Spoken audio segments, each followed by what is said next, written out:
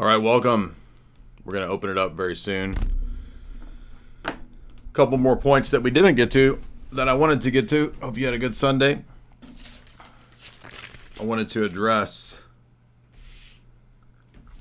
some more issues.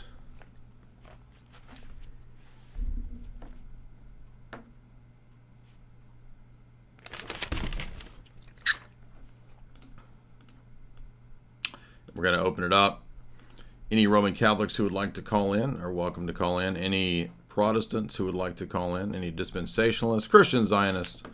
You know the drill. It's all on the table tonight. Geopolitics as well. Any of it, you bring it up. It's all good.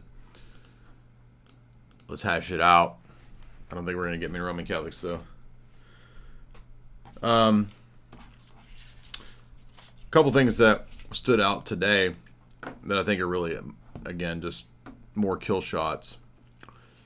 If we look at the texts from the Old Testament to the New Testament and a kind of a sample run here of texts that relate to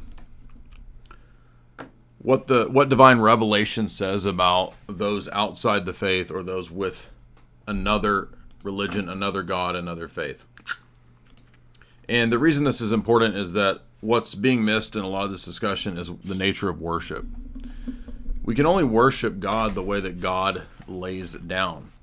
If we don't worship God the way that he lays down, for example, God always requires some notion of sacrificial offering as part of his worship, an altar. Abraham, Moses, all the religion during this time period has an altar. According to Hebrews 13, Christianity also has this altar. When we look at the way that the early church worshipped, it was liturgical and always with an altar. When Roman Catholics argue against Protestants, they argue that Protestant worship isn't even really worship. It's fake and gray precisely because they don't even have an offering. It's a memorial, a remembrance service. And since it's not an actual real Eucharistic sacrifice with an altar, it is no longer the worship of God proper to God. And that's the only worship that God accepts, the worship that he lays down. And that's why it's very powerful, for example, to talk about Leviticus. When we go to Leviticus 10, and Nadab and Abihu offer up in their censer strange fire that was not commanded. And as a result of this profane worship being done in the way that God never said to do it, it ends up being something that kills. In the book of Corinthians, Paul says a very similar thing, that if you eat and drink unworthily, you can also die. That's how serious worship is. Thus, when we come to the texts that say, like Nostra Aetate 3 and Lumen Gentium 16, that Muslims worship and adore God, it is missing the entire purpose of what Christian theology has always said. Biblical theology, patristic theology. I will argue that Rome departs precisely by thinking that Islam in some way offers worship to God. Now, they tried to qualify this in the debate. Most of the Roman Catholics aren't even qualifying, but they try to say, well, we don't know necessarily if God accepts it, but it's still them worshiping in terms of some referent the one true God. But the whole reason that this is an issue, again, is because Vatican II gives the indifferentist position, the ecumenist position, that now there is a salvific role, according to Lumen Gentium 16, present in Islam. That's an ambiguous phrase. We're not exactly sure what it means when it says Muslims. The plan of salvation includes Muslims. Well, I mean, the plan of salvation it includes everyone. Everybody's open to being saved. So why would you even say the plan of salvation includes Muslims? Is there somebody who thought that Muslims can't be converted or saved? I mean, it's kind of crazy. Never heard of that. So when Lumen Gentium 16 says the plan of salvation includes Muslims,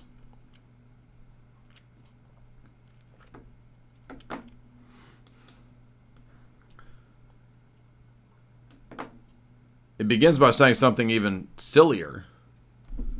The plan of salvation includes those that acknowledge a creator.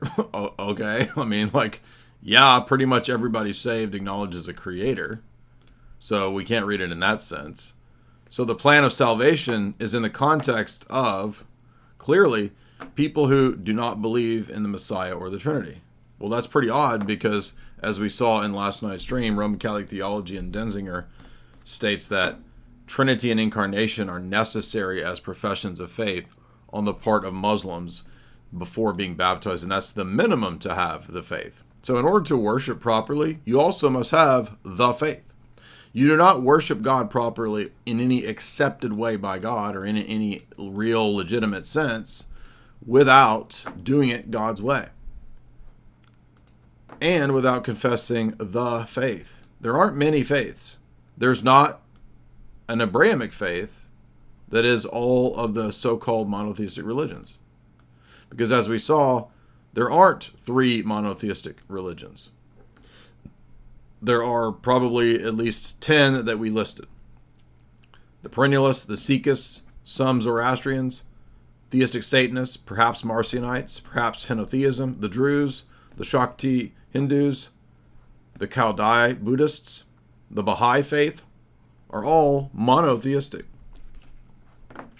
So the Old Testament revelation being of the Trinity and of the Son is absolutely crucial to this debate because it shows not just that the Old Testament God is not some bare generic Unitarian deity, but also that whatever revelation comes after the Old Testament has to be consistent with that and thus has to be Trinitarian. The God referenced is the Trinity.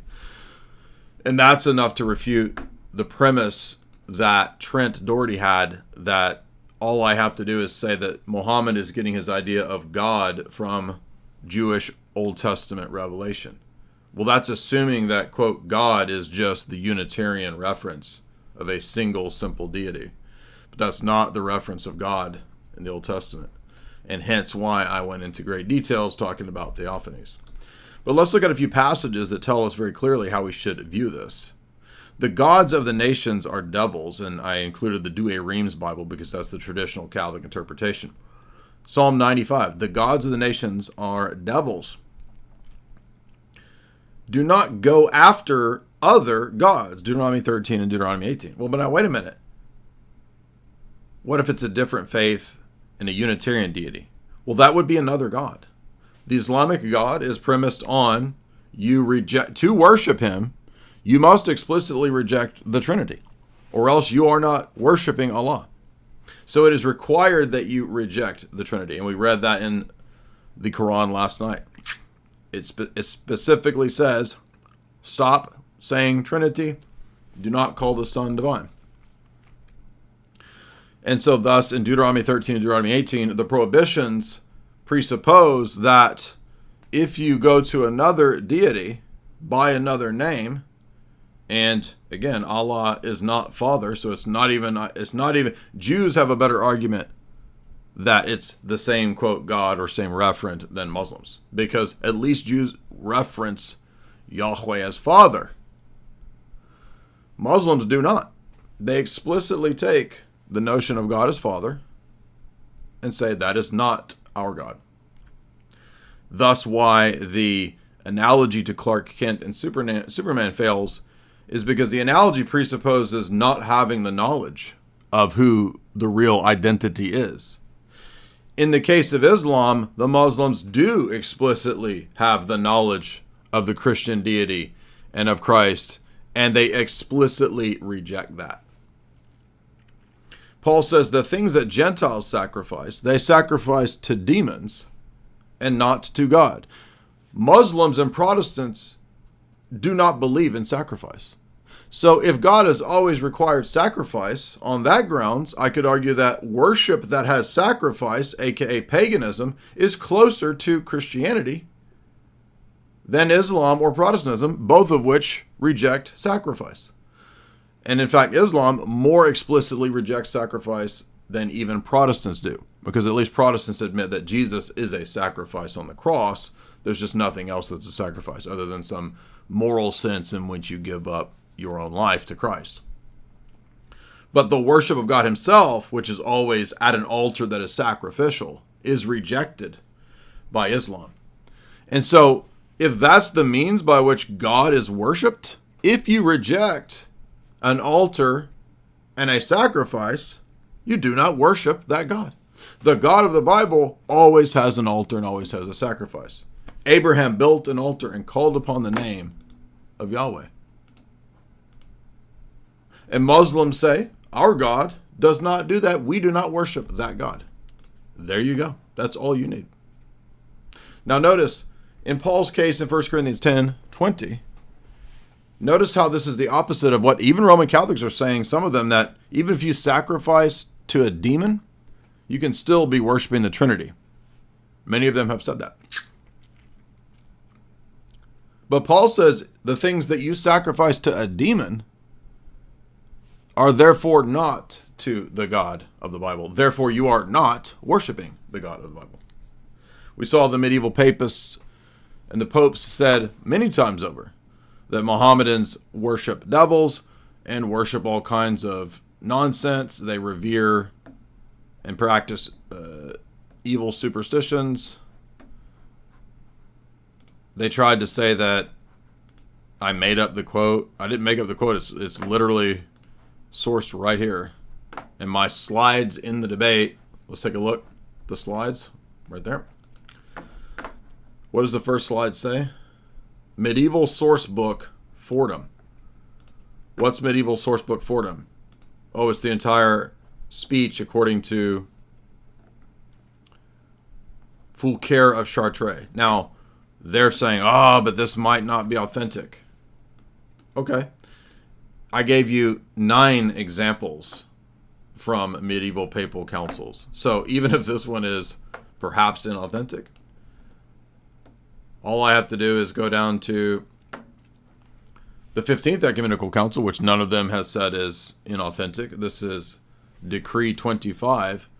It is an insult to the holy name and the disgrace of the Christian faith that the world, subject to Christian princes where Saracens live, sometimes apart and sometimes intermingled, that Saracen priests, which are commonly called Zabazala, in their temples and mosques, in which the Saracens meet to adore the infidel Muhammad. In these idiots' minds, if you are adoring the infidel Muhammad, and by the way, Islam gives Muhammad a greater place pretty much than Christ, then you're not worshiping and adoring the one true God. It is not possible to worship and love God and Muhammad, the God of the Bible. Why? It's a little thing called idolatry. I don't know if you've heard of this, but idolatry is not just a physical object that you bow down to, like a statue of Kali Ma or the Thuggee cult. Idolatry is anything that you create that is not the uncreated God. And to not just focus your time and energy on that false conception that's a physical statue or object, that's not the only type of idolatry. You can have, as the fathers say, heretical ideolatry. That is, your ideas can also become an idol. And this is what we call heresy.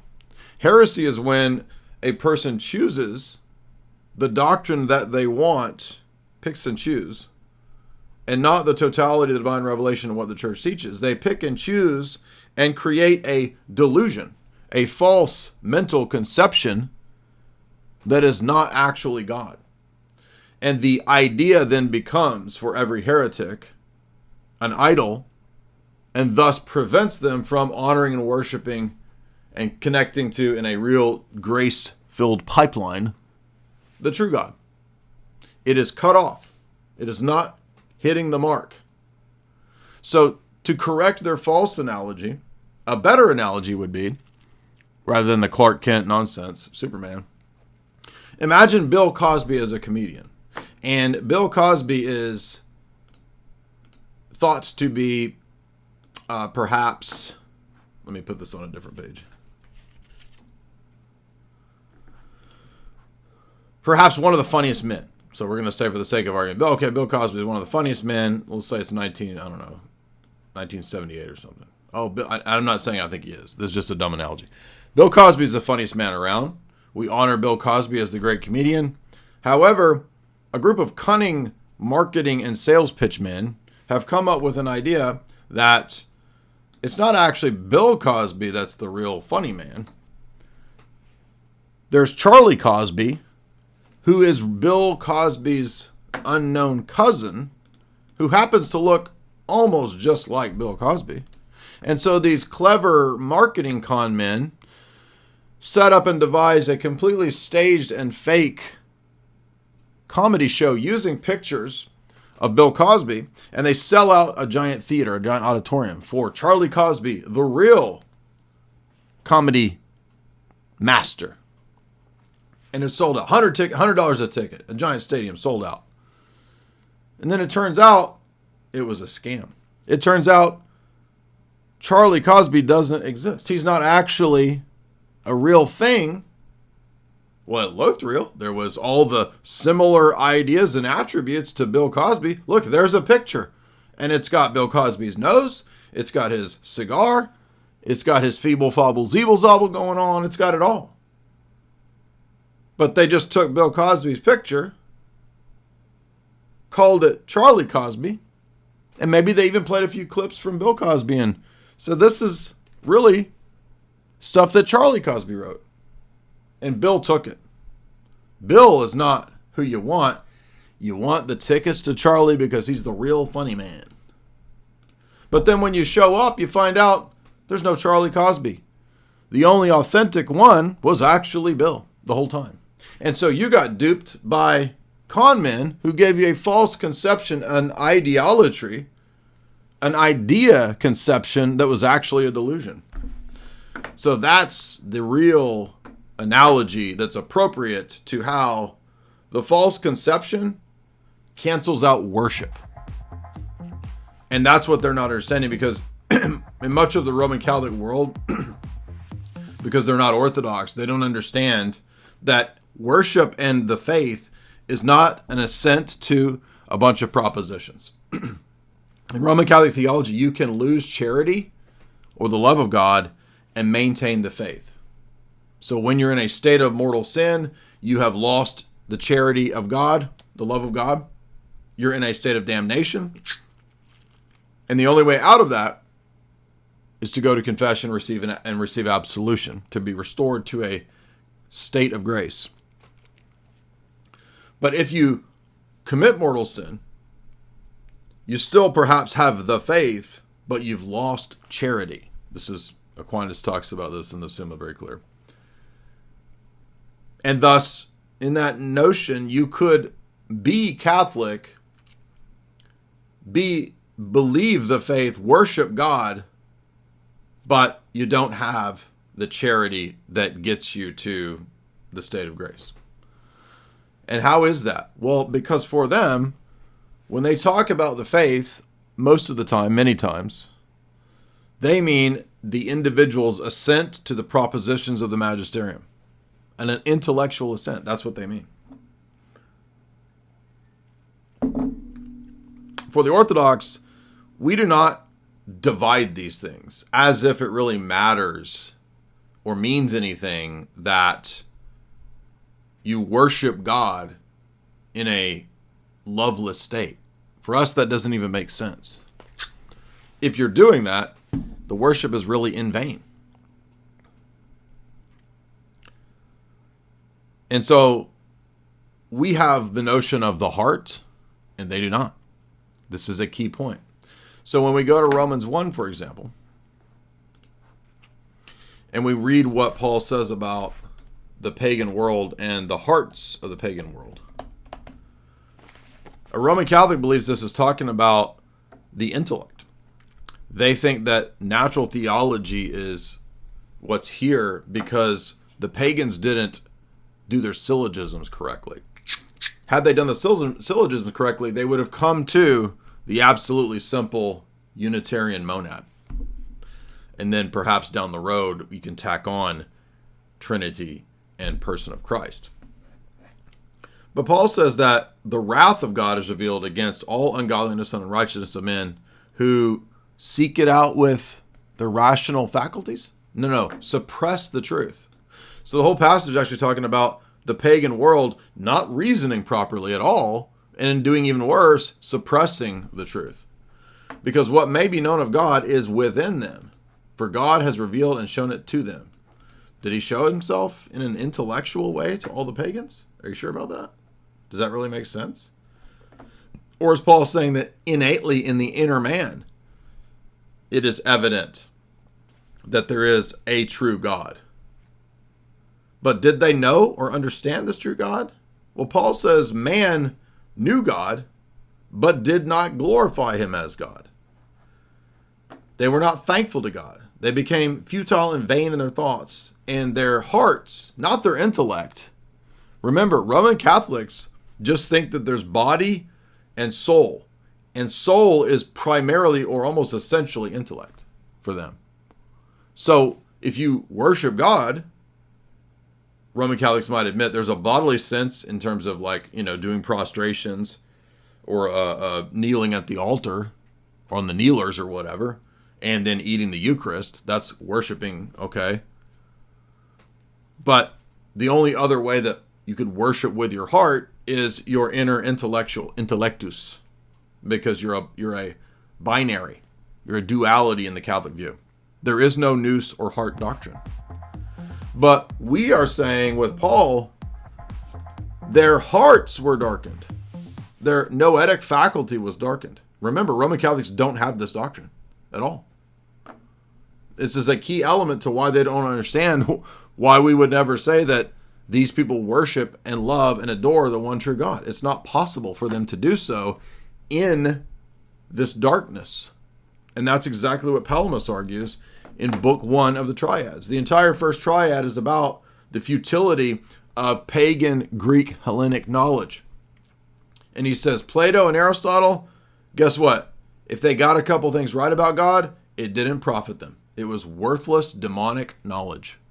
Because every heresy, which in any way perverts the truth about God, ends up giving you a false God, another God. For the things that Gentiles sacrifice, they sacrifice to the Trinity secretly? No, he doesn't say that. He says to demons. And he says, and not to the Trinity. See that? 1 Corinthians 10:20. Pagans and Gentiles sacrifice to demons. And if you do it to a demon, it's not to God. The exact opposite of what Trent argued in the debate, that you can worship a demon and the triune God at the same time. And then he lied about saying that, and people called him out on that, by the way. Because 2 minutes later he said, I never said that. He did say that.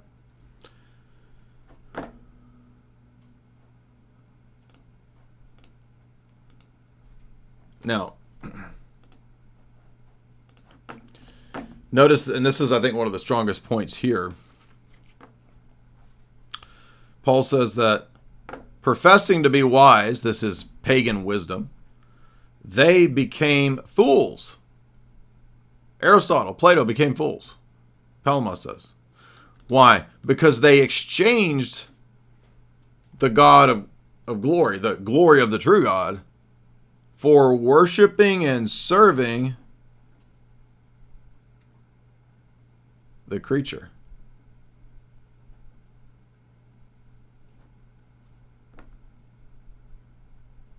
Now watch this.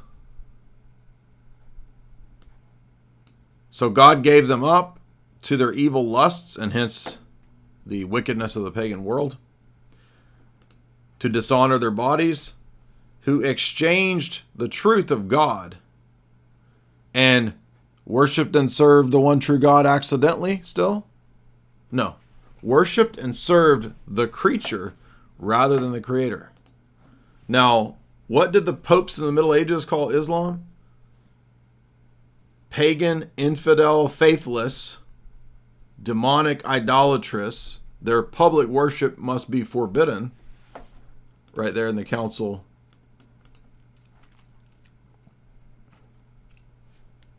The 15th Ecumenical Council. Antichrist, according to Innocent III and Quia Major. Now, with that being the case, that's consistent with Paul, even though they're popes. Because Islam's God is literally a pagan deity. But it's got a few attributes in common with ours. So what? There is no such thing as 90% Orthodox, 90% worship of God, 90%. I believe in the Trinity and all those things. I don't believe God is omnipotent. When I say that, do I have the same deity? No. Even if you've got all the other attributes. Once you deny omnipotence, it's no longer the same God. If I deny that God is omnipresent, then he becomes spatially limited. That's not an uncreated God. It's a different one. This is why every heresy, according to the church fathers, separates you from the church. You cannot be a heretic and in the mystical body of Christ at the same time. And guess what? I'm going to show you what the Roman Catholic Church taught about that, which again refutes the Islamic nonsense that they're spewing.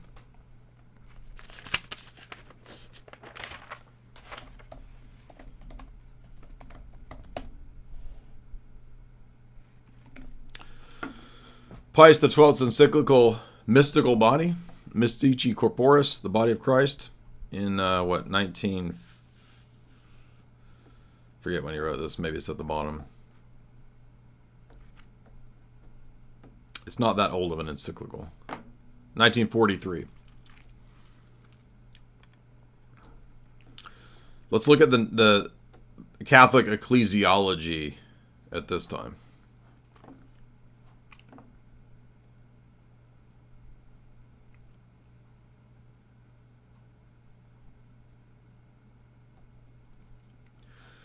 Actually, only those are to be included in the members of Christ who have been baptized and profess the true faith and have not been so unfortunate as to separate themselves from the unity of the body or have been excluded by legitimate authority for grave faults committed. So in other words, if you do not accept the full true faith of the papal profession, then you are separated and you are not a member of the body, the mystical body. That is the purpose of this encyclical. And then we're going to look at Satis Cognitum saying a very similar idea.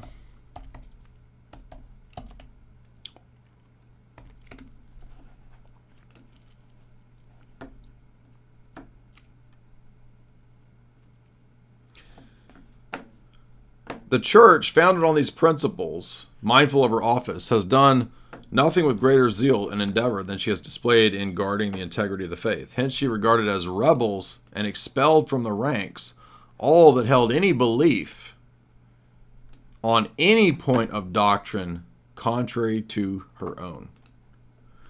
Expelled and thus not worshiping God. The Arians, the Muslims are Arians, Montanists, Novatians, Quartodecimeans, Eutychians, they all reject Catholic doctrine, but they abandon only a portion of it, a tertian portion of it. Who does not know that they were declared banished heretics and banished from the bosom of the church?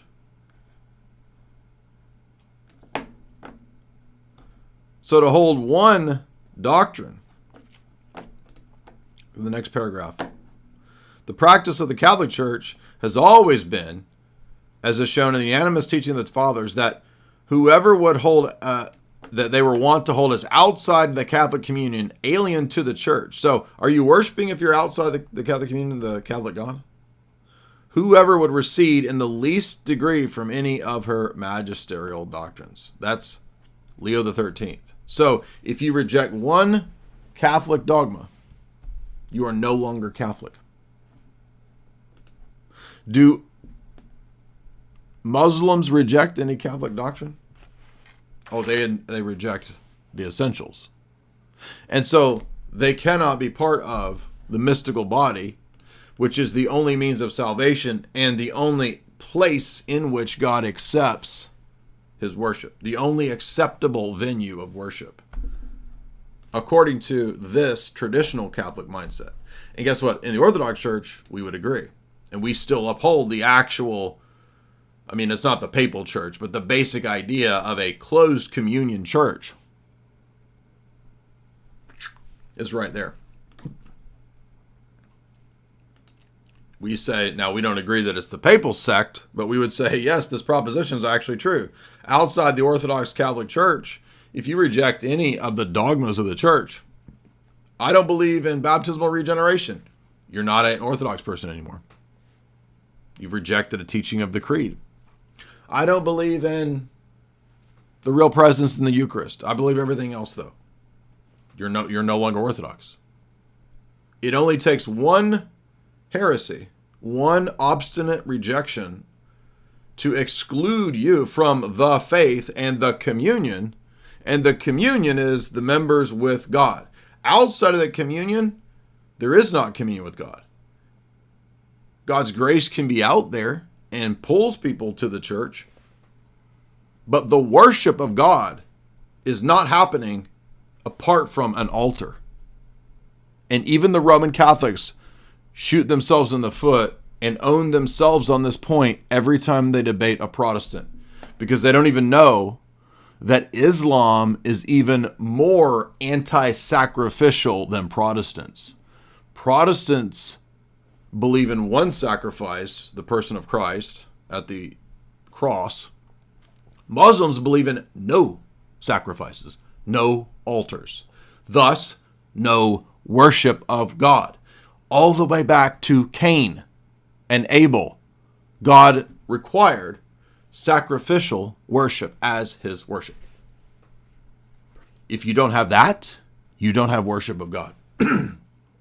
So the very idea that hasn't even been discussed yet about why this is so wrong is the mistaken Roman Catholic intellectualism that worshiping God is assenting to propositions of the magisterium. That's not the worship of God.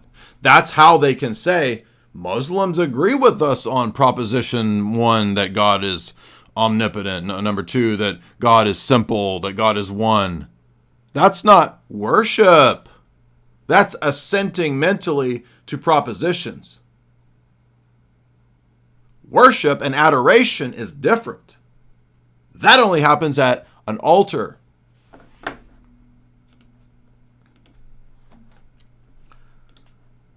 So they don't even know how you worship God. That's why they don't even know that it's the angel of the Lord that is Jesus. Look at what this Roman Catholic said yesterday as a test case example. One of the larger Catholic profiles says, did God reveal himself as a Trinity to Abraham? Catholic guy, no.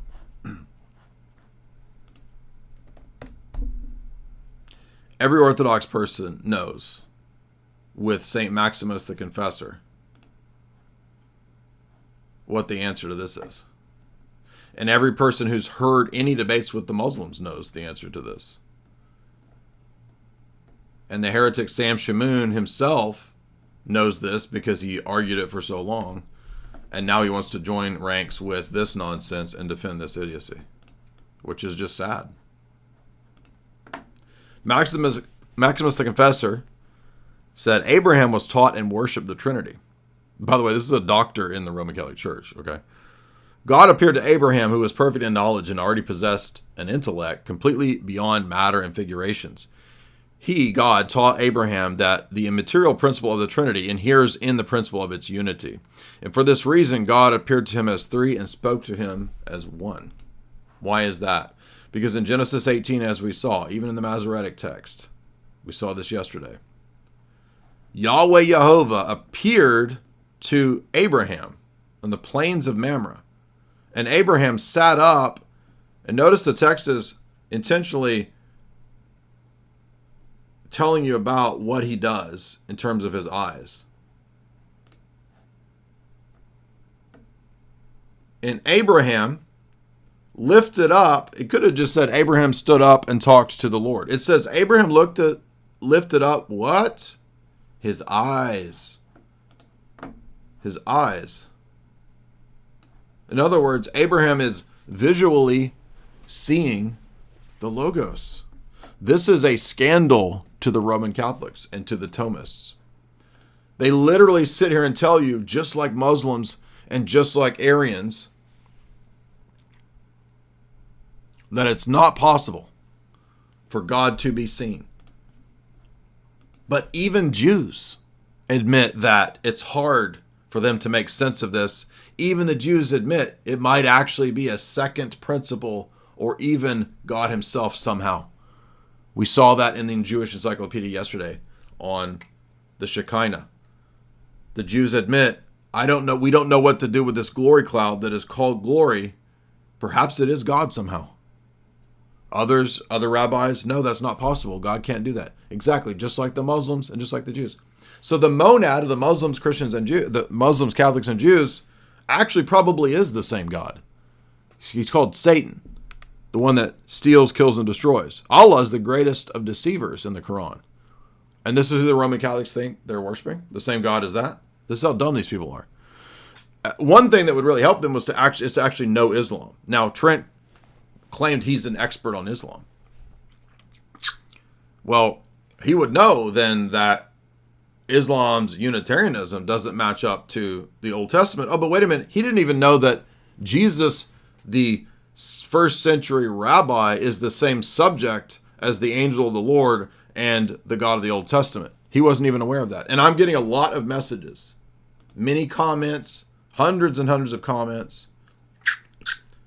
People are saying this issue of the Roman Catholics not believing that it's the Theophanies that are Christ and that they're real Theophanies in the Old Testament and that it's the Trinity in the Old Testament is the very thing that's making them question and leave. We had a traditional Catholic show up today at our liturgy.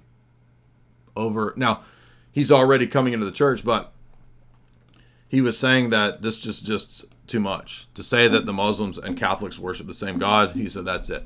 He's done. This is a turning point for a lot of these people. Now, I'm not saying all the trad cats, they're not. But they're all melting down. We're getting to see it in live time, the meltdowns. They're losing it in live time because all of this is coming to the fore. Now, there's some corrupt people in the Orthodox world for sure.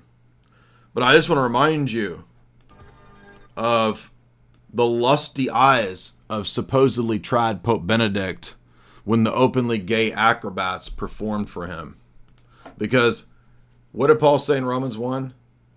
If you go in this direction, you get given up to vile, disgusting things. And a lot of these Roman Catholics are actually gay. They're actually in this domain. Why do you think they're Roman Catholic? This is one of the key points that Father Moses said when he first made his first videos. Well, they're just partaking of the spirit of their Big Daddy, cheering on actual gay, and this is a gay church. I'll show you the proof of it.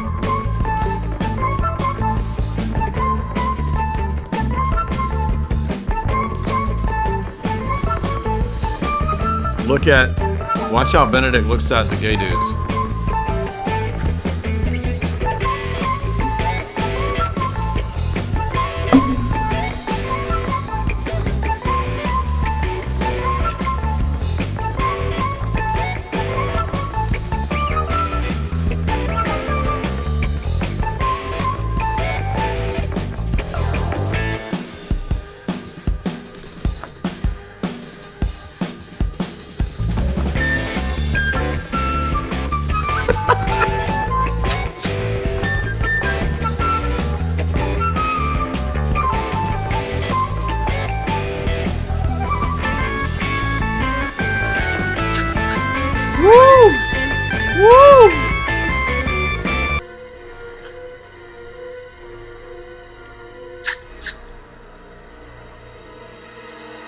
And then they beckon to him. The gay dudes all beckon to the Holy Father. Whoa. Yeah, they're gay dudes. Dyer hasn't proven that they're actually gay.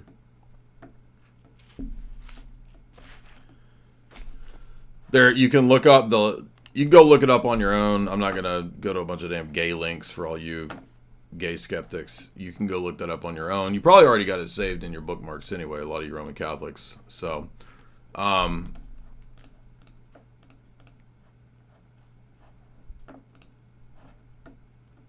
you say, why are you talking about gay stuff? That don't have anything. No, it has everything to do with it. Because what we read in Romans 1 about the gay stuff is a sign of an idolatrous reprobate mind. If you're an idolater, do you worship, love, and adore the true God? No, it's not possible. They're mutually exclusive. Because idolatry is specifically actual worship of something other than God. And one of the signs of this is this kind of wickedness.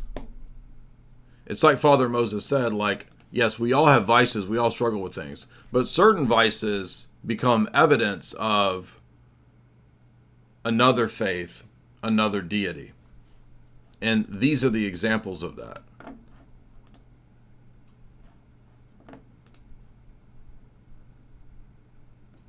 And I'm not just talking about people with a vice that struggle and are trying to go to the liturgy and trying to do better. I'm talking about the corrupt PDF, blackmail, satanic element throughout the Vatican and the widespread gay priesthood in the Roman Catholic Church. That's what I'm talking about. That is a sign for everyone that, yes, there could be corruption. Yes, there's bad Orthodox bishops and priests. But when you have this widespread contamination, it doesn't speak to persecution. It speaks to persecution. So I don't think Roman Catholics are grasping, and they don't, because they see it as an intellectual problem. Everyone's failing to do their syllogisms properly. And if only Aristotle had reasoned properly, if only no, it's a spiritual problem, and that's what they don't understand. It's a delusion of idolatry.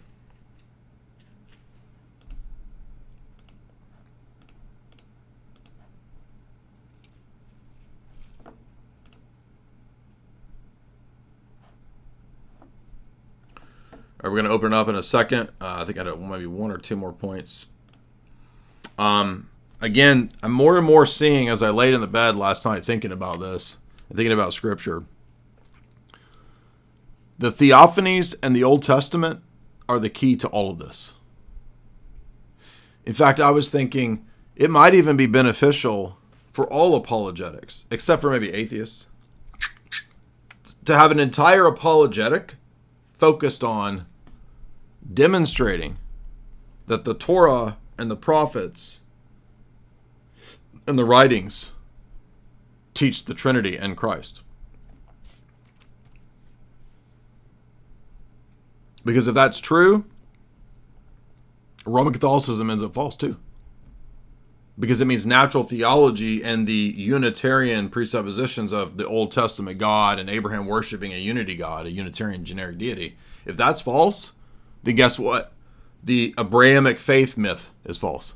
There is no Abrahamic faith shared between Muslims, Christians, and Jews. This is premised on that.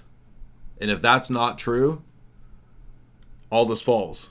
And this is what we're beginning to see. But for most people in the audience that don't know a lot of the theology, people are beginning to realize, well, I can understand verses like the gods of the nations are devils. Or when Moses says in the Song of Moses, they sacrifice to demons, to gods that were not known, and not to the God they did know. That's the Song of Moses. Trent didn't even know that David worshipped and loved the Son that he wrote about. How do I know that he wrote about him? I mean, 1 Peter 1 makes it very clear. The Spirit that was speaking through David was not David himself. It was the Spirit of Christ speaking through David about the crucifixion and sufferings of the Messiah. So the people that we're talking about, these Roman Catholics, you have to understand this. They confess a conceptual, external idea of Jesus. But Jesus isn't an idea. They don't have the true Trinitarian faith. They don't have the true understanding of Christ. Because they would know if they did, as Jesus tells the apostles on the road to Emmaus, all of the things in the Old Testament are about me.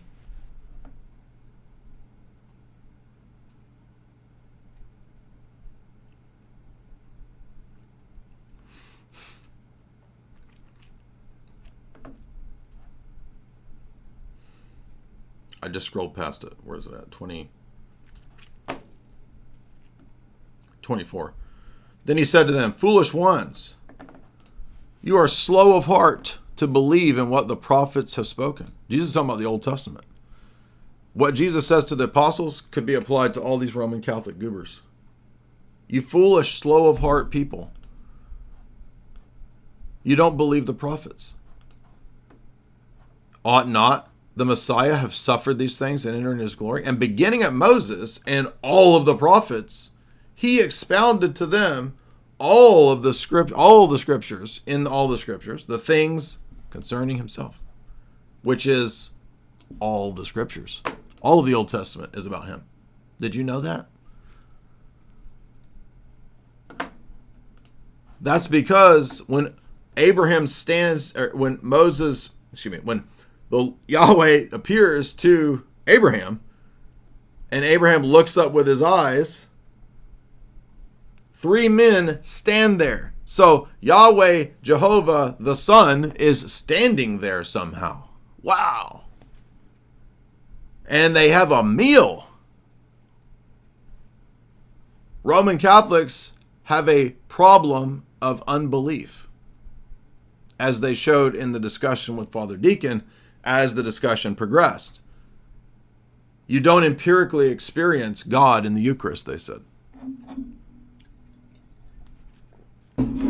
Again, actually, unfortunately, denying the reality of the presence in the Eucharist, which is the actual power of the worship of the Eucharist and its sacrifice.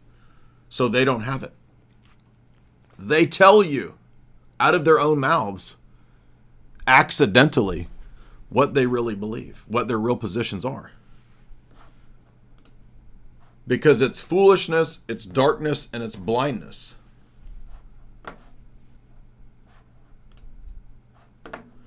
Let's look at another overlooked theophany. Miriam and Aaron spoke against Moses because of Moses' Ethiopian wife.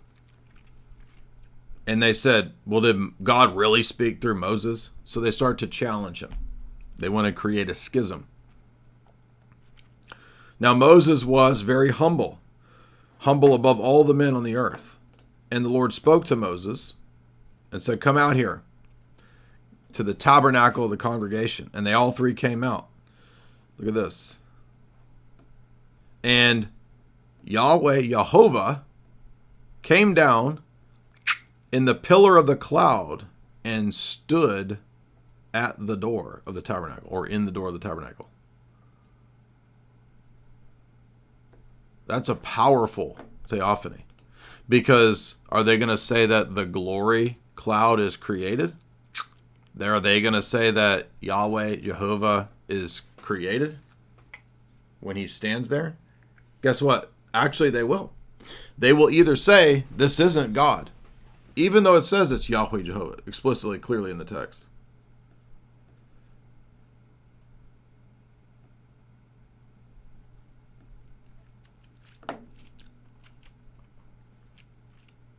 All throughout the chapter of Numbers 12, it's identified as Yahweh standing there.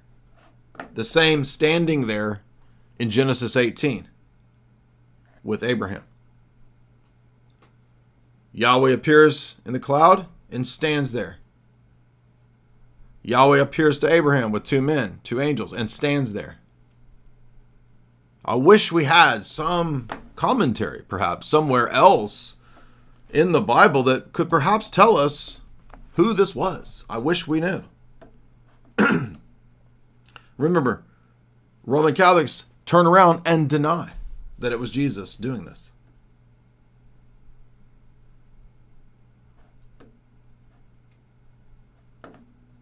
I do not receive honor from men, but I know you, Pharisees, you don't have the love of God. You don't have the love of God in you. Therefore, they don't worship and adore God. We have Abraham and one God as our father. What does Jesus say? If God were your father, you would love me. But he isn't. Your father is Satan, whom you really worship. That's what he's saying in the whole passage. This is so obvious. They're idolaters. The Pharisees are idolaters. The mental conception God that they have, they claim to have the God of Abraham. And the whole passage is Jesus saying, you don't actually have him. You worship a false conception, which is ultimately satanic. And your worship is worthless, and you do not love God. If you do not believe Moses' writings, how will you believe when Moses wrote about me? If you believe Moses, you would believe me, for Moses wrote about me. Because Paul says in 2 Corinthians 3 that when Moses went up on the mountain, he talked face to face with Christ. So these people are biblically illiterate. They don't know the first thing about the Theophanies, which prove multiple times over in the New Testament that it's Jesus that's doing this. Let's look at another one.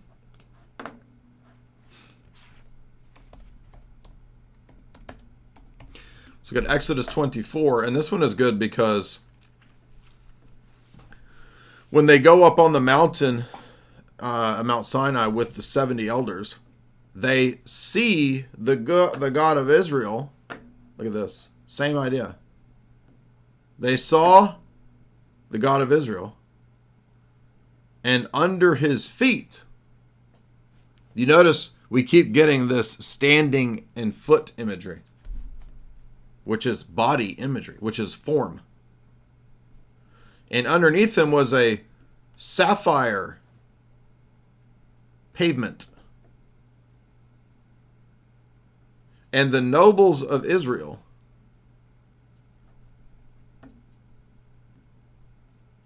ate and drank with God.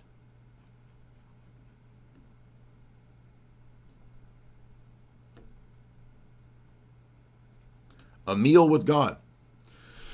It's not possible for God to eat. Oh, really? Like in John when Jesus eats with the apostles? After the resurrection, he eats fish? It's not. Why is it not possible? It's not possible because he doesn't have a body. Well, then who's wrestling with Jacob?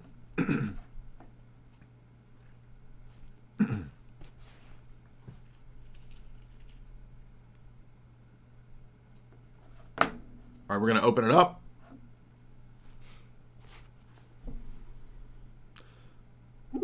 If you disagree, if you have questions, if you want to offer an argument, you're free to do so. In fact, I will even, if you disagree and you want to make an argument, we have a new policy that Jim Jatras suggested, and that is that I will be silent for 60 seconds and not say anything if you disagree and would like to make an argument. What's up, Felix? Yeah, hi, Jerry. I'm actually not disagreeing. I just wanted to bring up the fact that Tomaszewski is literally like a clown, because we and the other, I suppose, Orthodox people had discussion in his comments, and he was asked the question that you actually asked Trent Horn, like, what determines which monotheism is ultimately correct and which one is not? And he said, like, well, Mormon monotheism is definitely wrong. And the question was asked to him, like, why is Mormon monotheism wrong? And the answer is just baffling. He said, well, their theology is just too weird. Yeah. I guess for there we go. So the great Thomist philosopher. Who determines which monotheism is correct is just Tomaszewski himself. I guess. The great Thomist philosopher's standard is, it feels kind of weird, bro. Yeah, and he actually said a couple of abominational statements as well. Well, he says that Muslims are not saved, but Vatican II says that Muslims are a part of the covenant, part of salvation. So he doesn't know or doesn't agree with his own magisterial statements, which is weird. And he also said that, well, God has to be a transcendent spirit. But we ultimately know that Muslim God is not a transcendent spirit. Islam is not, Allah is not a spirit. So what he's shown is that he has no knowledge of Islam whatsoever. Yeah, just remember that statement that, transitional period of Islam was in 1300s or something like that. It's just like so weird. I just love how they shifted the attention to that speech of the Pope calling the crusade, that they called like, well, J. Dyer basically imagined it and it's a forgery, blah, blah, blah. Well, he said himself, much more weirder statements, and they were ignored. So Roman Catholics see like a pile of dirt and they just rush to it and ignore their own mistakes. So yeah, well, let's address the idea that Muslims are, quote, in the there is no covenant that exists where you have access to God outside of Christ and baptism. And that's the whole purpose of Galatians 3:16. To Abraham and to his seed, the promises were made. He doesn't say seeds. It's not plural. It's not many different branches of Abraham. It's one, your seed, capital, who is Jesus. The only seed that's being predicted is Christ and those in him through baptism. That's it. So there's no such thing as an Abrahamic faith. And the Vatican building an Abrahamic faith center with Islam, Judaism, and Christianity there tells you that they don't believe Galatians 3. Because it says, there is neither Jew nor Greek. You are Abraham's seed in Christ and heirs of the covenant. Outside of it, there is no covenant. So Tomaszewski is actually a heretic. Yeah, and just last point, like if Catholics and Muslims worship the same God, can we consider like Quran holy book now? Well, that's why John Paul II kissed the Quran. Yeah, and probably Ghostbusters in Rome need to reunite and read Zenda-Vesta and consider maybe Zenda-Vesta a holy book too. I mean, it's just this system is full of holes and it's not working, and it's actually ridiculous how they melt down and contradict themselves in like one sentence is trying to defend it. It's just buffering to me. Yeah, and didn't one of them, like, I thought at first Trent believed that the Mormon God is the same referent and it is the same God, but Tomaszewski's saying no, Mormons don't make the cut, but it's arbitrary, so they can't even agree. They don't even agree amongst them two. They don't even know.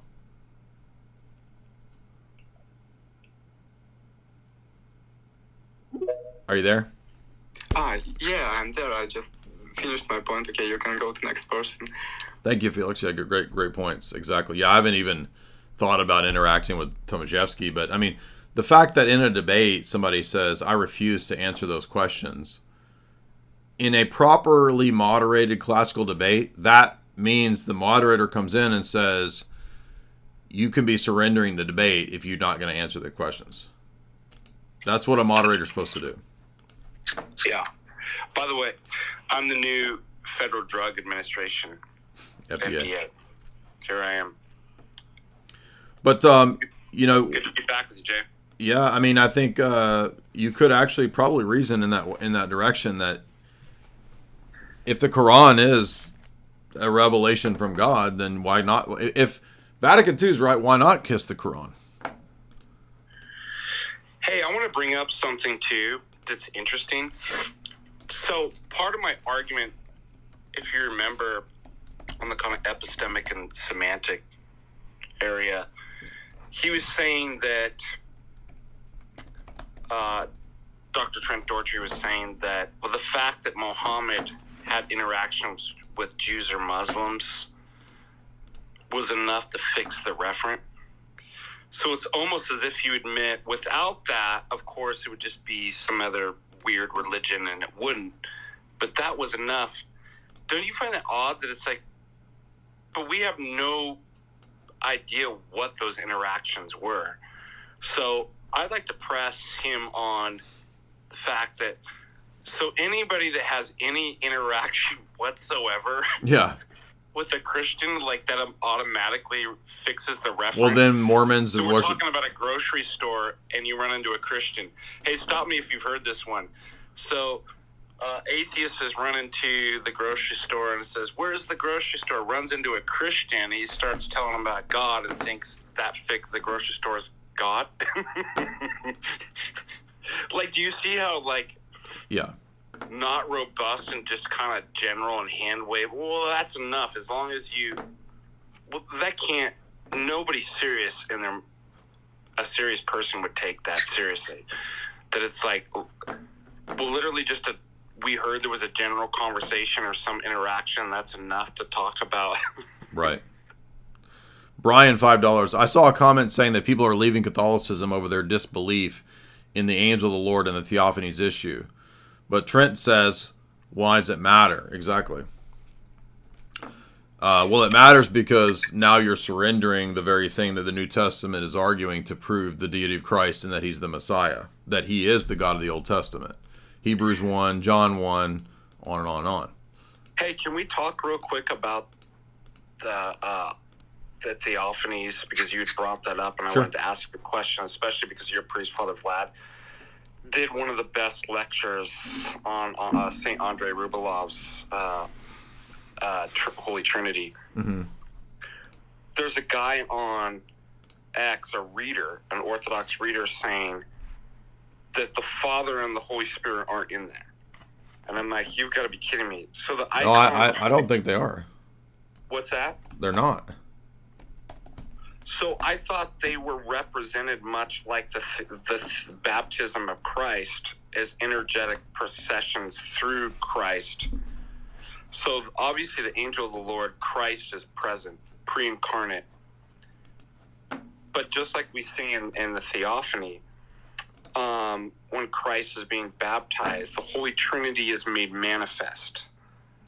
No, I understand what you're saying, but the reason that I don't think that is the case is because we are told in the very next chapter who the identity of the other two is, and they're the two angels.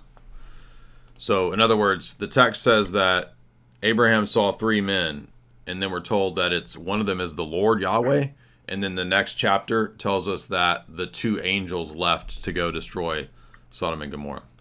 So the two angels can't be energetic manifestations of the Father and the Holy Spirit? That's what I'm trying to figure out. I don't think so, because they're distinguished from the Lord. If they were also Lord, they would be given that title. But they're called the Lord and two men. So there's a distinction between them. Got it. And Yeah, I think, also according to the my Icon Council, Moscow Icon Council, the only valid representations of the Holy Spirit are as an energetic manifestation are tongues of fire and dove. So you can't picture him as an angel. I was interpreting the icon through the feast Pentecost, where I'm like, well, obviously the Holy Spirit's not a dove, and the voice of the Father becomes present through an energetic manifestation. Mm-hmm. And the dove, it says the Holy Spirit in the form of a dove, so we know, well, he's not actually a dove, but he's made manifest, as we sing in the Troparion. I thought that's what was going on. Well, it is triadic because there's three, and the three there is symbolic of the triad. But I just don't see any reason. I just don't know how in my mind to separate that from energetic manifestations. So because they're angels. They're not energetic manifestations of the Father or the Spirit. Okay, got it. And that's because if we look at Genesis 18, it says Abraham sees three men, and one of them is the Lord Yahweh, right? And then in the next chapter, it says, and the two angels left to go destroy Sodom and Gomorrah. So one of them is Yahweh the Lord, and the other two are his attending angels with him. And I just thought angels could be energetic manifestations of the Father and Spirit. But if they're actual different entities, I only think one of them is referred to as Yahweh, though. I'll have to look at the council in 1551. I don't know it that well, so forgive me. Let me see Genesis. Let's see the wording again here.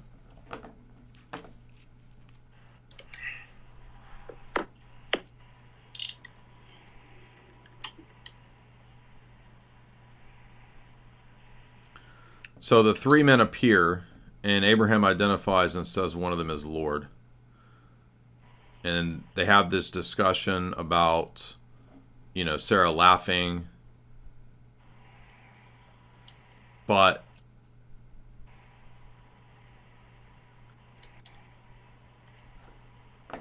we are told in verse 22. In verse 20, the Lord said, because the cry of God of Sodom is great, their sin is grievous, I'm going to go destroy it. And the men turned. Okay, so see verse 22. Two of the men are turning to leave, and then Abraham stood yet before Yahweh. So one of them is the Lord, and the other two are presumably destroying angels. Because after this discussion in the next chapter, two of them go to destroy Sodom and Gomorrah. Yeah. That's a complicated one. I'm going to have to ask people higher up than me then. But I see what you're saying. I think verse 22 makes the key point here. I was just worried because maybe I misjudged this reader, because obviously we're all paranoid of Western kind of influence coming in. I thought he was saying like these are just holograms, these aren't really God and stuff so I probably misjudged me, so forgive me, everybody.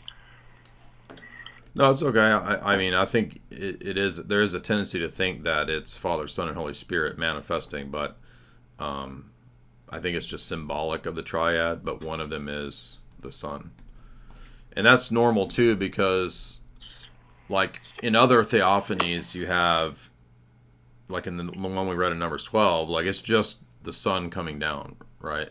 Unless you want to argue that the glory cloud might be a reference to the Spirit. Which you could make that argument. So, but the important point, though, with all of this is that, and you see this too, I'm seeing this on Twitter right now, Christopher Tomaswowski having beef with the essence energies distinction. So what I wanted to defend is obviously these are not created effects, they're not holograms, these theophanies and stuff like that. It's really God in the burning bush. It's really God in Abraham's visitation. Which is exactly why Christopher went to say that God's not empirically in. Well, Jesus says he's the one in the burning bush. That's what I mean. Yeah, exactly. Before Abraham was, I am. Like, if you tell a Roman Catholic this, they can't believe it. Well, that's what I'm saying. The key to all this is theophanies. Like theophanies are the linchpin, and every Thomist I've tested this out on, they falter, and they end up saying that it can't be God because God can't be in time and space. Oh, okay. Well, then the incarnation can't happen either. So. And forgive me, everybody, with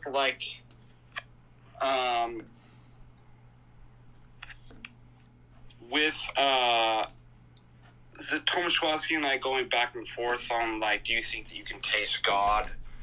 My affirmation, but also reluctance in wanting to qualify that. There's just, as you noticed in the debate, there's just not enough time to get to all the points, but one thing I wanted to bring up before I got distracted was Psalm 34:8, which we sing in the communion hymn. Oh, taste and see that the Lord is good. Right. Yeah. Right? I'm like, what? It's literally in the song. Like, he asked me as if it was a ridiculous, like, I got you, so you think you can taste God. I'm like, hey, take it up with David, the psalmist. Like, well, I mean, Thomists are not going to be able to tell you how the real presence is even possible, because they're going to end up saying it's some created form of grace, but there is no such thing as created God. So, and so here's the thing too, and I knew I didn't want to get too far into, because this would have went on forever, but like it does hinge on the essence energies. Right. I do want to affirm, like, of course you don't taste the essence of something. No, like, it's partaking of the energies, as Cyril says. Partaking of the energies. So then he's going to say, well, to empirically sense something means you partake of accidental properties. Did you notice that he went there? So it's substance and accidents. I'm like, I'm not going there. Because the problem is all of this ignores the energy. Well, it's ignoring what the grace is. We're not asking if you believe the, accidents of bread and wine are there. Yeah, exactly. You believe as a Roman Catholic that it's body, blood, soul, and divinity. And so the question is, what's the divinity? And the thing is, the energies, what does St. Paul says? In him we move, live, and have our being. Right. The Holy Spirit that fills all things, right? Mm-hmm. So, and that's why I brought up the analogy with iconography. I can say that I'm experientially and directly, I'm not doing any discursive reason and deductions to be like, well, I'm just concluding from created effects to a God. It's like, he's actually in the leaves, in the various properties, right? In obviously different modes, without being those accidental properties themselves. Exactly what St. John of Damascus argues. Yeah. But like they couldn't understand that. I'm like, of course I directly, empirically experience him, because he's in it without being the properties or the substance of the thing. But that opens up a whole debate about, which Christopher and I have had before, about essence energies, which I think Dr. David Bradshaw put him in his place on all that. Sure. What's up, man? Andre, what's on your mind? Hey, what's up, Jay? Can you hear me? Yep. Hey, so real quick, to answer the question about the three men in Genesis, I have my Orthodox study Bible, and it says one of them was the Lord, and the other two were the angels. Yeah, exactly. And I just looked up Genesis 18:22 in the Hebrew, and the text there says, two of them went away, and Abraham stood before Yahweh. So, Yahweh Jehovah. Yeah. And then it says that Lot also, he respected them as lords, but he didn't worship them. Oh, good point. So when the other two come to Lot, he doesn't worship. Yeah, calls them. He said he does respect to them, but It says that they were created beings. Oh, that's a great point. I didn't even notice that. Yeah. Yeah. And also, I had another question too. What is the Protestant sacrifice that they don't have that the Orthodox has? What's that? No. Oh, I was just saying that Protestants at least acknowledge one sacrifice, which was Christ on the cross. But they don't believe that there's an ongoing Eucharistic altar where you worship God, right? So Protestants and Roman Catholics actually share this idea that the faith and worship is primarily mental assent, and that is not the Orthodox position. I know that Roman Catholics agree that God wants sacrificial worship at an altar. I know they believe that. But when you say the faith and when you say worship, the only way that they could even conceive of or get to that argument of Muslims worshiping the same God is if you no longer conceive of the worship of God being what he lays down. I also would say that this, and most Protestants would know this, Jay, you would agree with me on this. This is because the Reformers were nominalists. Correct. So there is no, obviously, when it comes to essences and, the ontology and what that means in terms of salvation, that's off the table. So as nominalism suggests, names, like it's a legal. So how do you do legal contracts or anything in law? It's it's intent, it's mental assent. So it all becomes not on, like, what's the word I want to use? A rejection of ontology, and it's all cashed out in terms of propositions and mental. And you can see this going even in the past the original Reformers too, through Calvinism and Lutheranism and stuff like that. It's all proposition. Yeah. I mean, this is how Luther was able to even get to the point of arguing that justification and imputation are purely legal statuses, is by nominalism divorcing the reality from the name. Okay. But great questions, Andres. Tallahassee Patriot.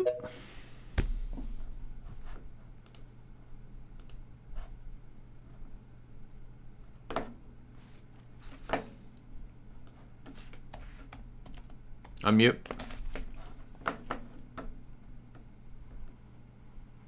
Hello? Yep. Just messing with you. Hello, is this Day Tire?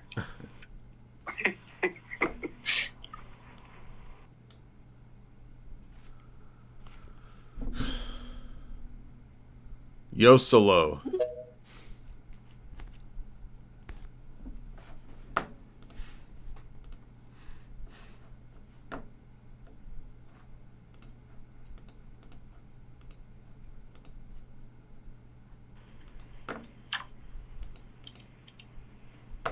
Go ahead. Hey, I had a question. You mentioned with your talk with Tim Gordon, I think his name was. You said that you don't believe in generic monotheism, I think is the term you used.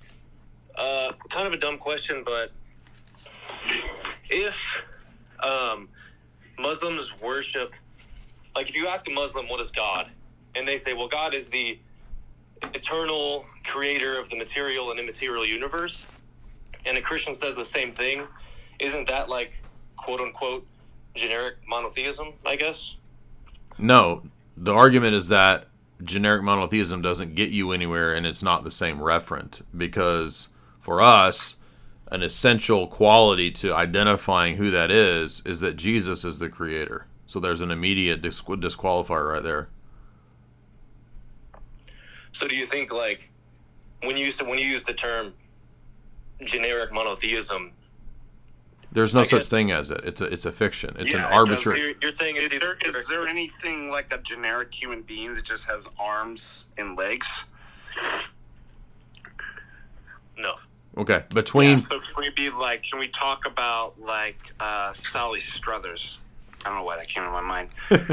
And be referring one person's just like, well, I refer to her because I'm thinking about a person that has arms and legs. Right. Yeah. Right. I understand the analogy. So I guess what you're saying is, it's either you're worshiping Jesus Christ, the one true God, or you're worshiping nothing. What I said at the beginning was, no, you're worshiping an idol, and all idols and all heresies cancel out. They don't get you anywhere, and that's the whole point. Is that, let's say I have all of the, in other words, Trinity and Christ being the second person of the Godhead, they're not accidental attributes. They're essential to identifying who the referent in the deity is. There's no such thing as a core attribute, like one simple creator, and then Trinity and Jesus are not core. That's the problem. Yes. Okay. Because the Arians When the Arians said, we worship God too, but the Son is not fully divine, the patristic consensus is, good job, you've lost God. You're idolaters now. Yeah. And what they're doing is, and this is the distinction I was trying to bring up with Trent and Christopher, is that you're now just talking at a linguistic level of like it is somewhat, it's a kind of second order, what Tarski would call meta language. You're talking about your concepts, but that doesn't mean that that concept actually refers to any real entity in the world. So generically, it kind of like, we know what you're talking about, but it doesn't attach to anything specifically.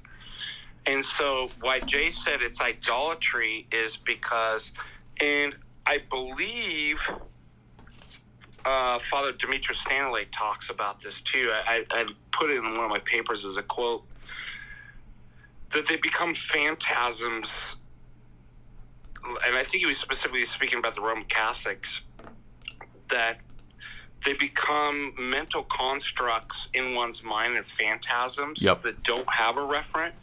And you end up worshiping your idea of God in this generic sense rather than the true God himself. And that's exactly the definition of idolatry. Anything that you worship and put above the actual true God. So if you put your concept of God above the true God, you're an idolater. That's Jay's point. So by worship, and sorry to just wrap it up. So by worshiping what they call God, but is actually not, Jesus Christ and not the Trinitarian God, I guess what you're saying with like creating a phantasm is they've just invented almost like a fiction, like just a fictional. Yes. God. Hence did you hear my Bill Cosby example earlier? I missed it. So basically I just said that, let's say that there's there's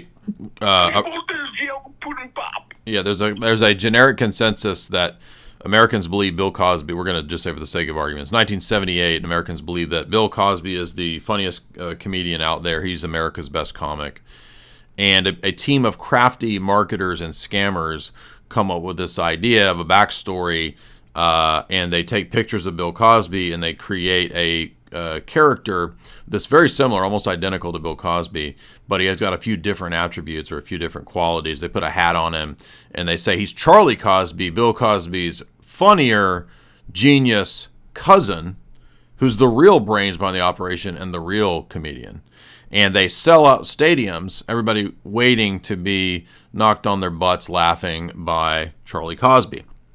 Well, it turns out Charlie Cosby doesn't exist. Exactly. Turns out that everybody was duped and that it was a kind of a con, because when they show up, there is no Charlie Cosby. And even though there was all these pictures and it looked like, sure as hell looked like Bill Cosby's cousin, they had almost the same. It turns out they were just pictures of Bill Cosby, and the demons, as you can see, are the marketers.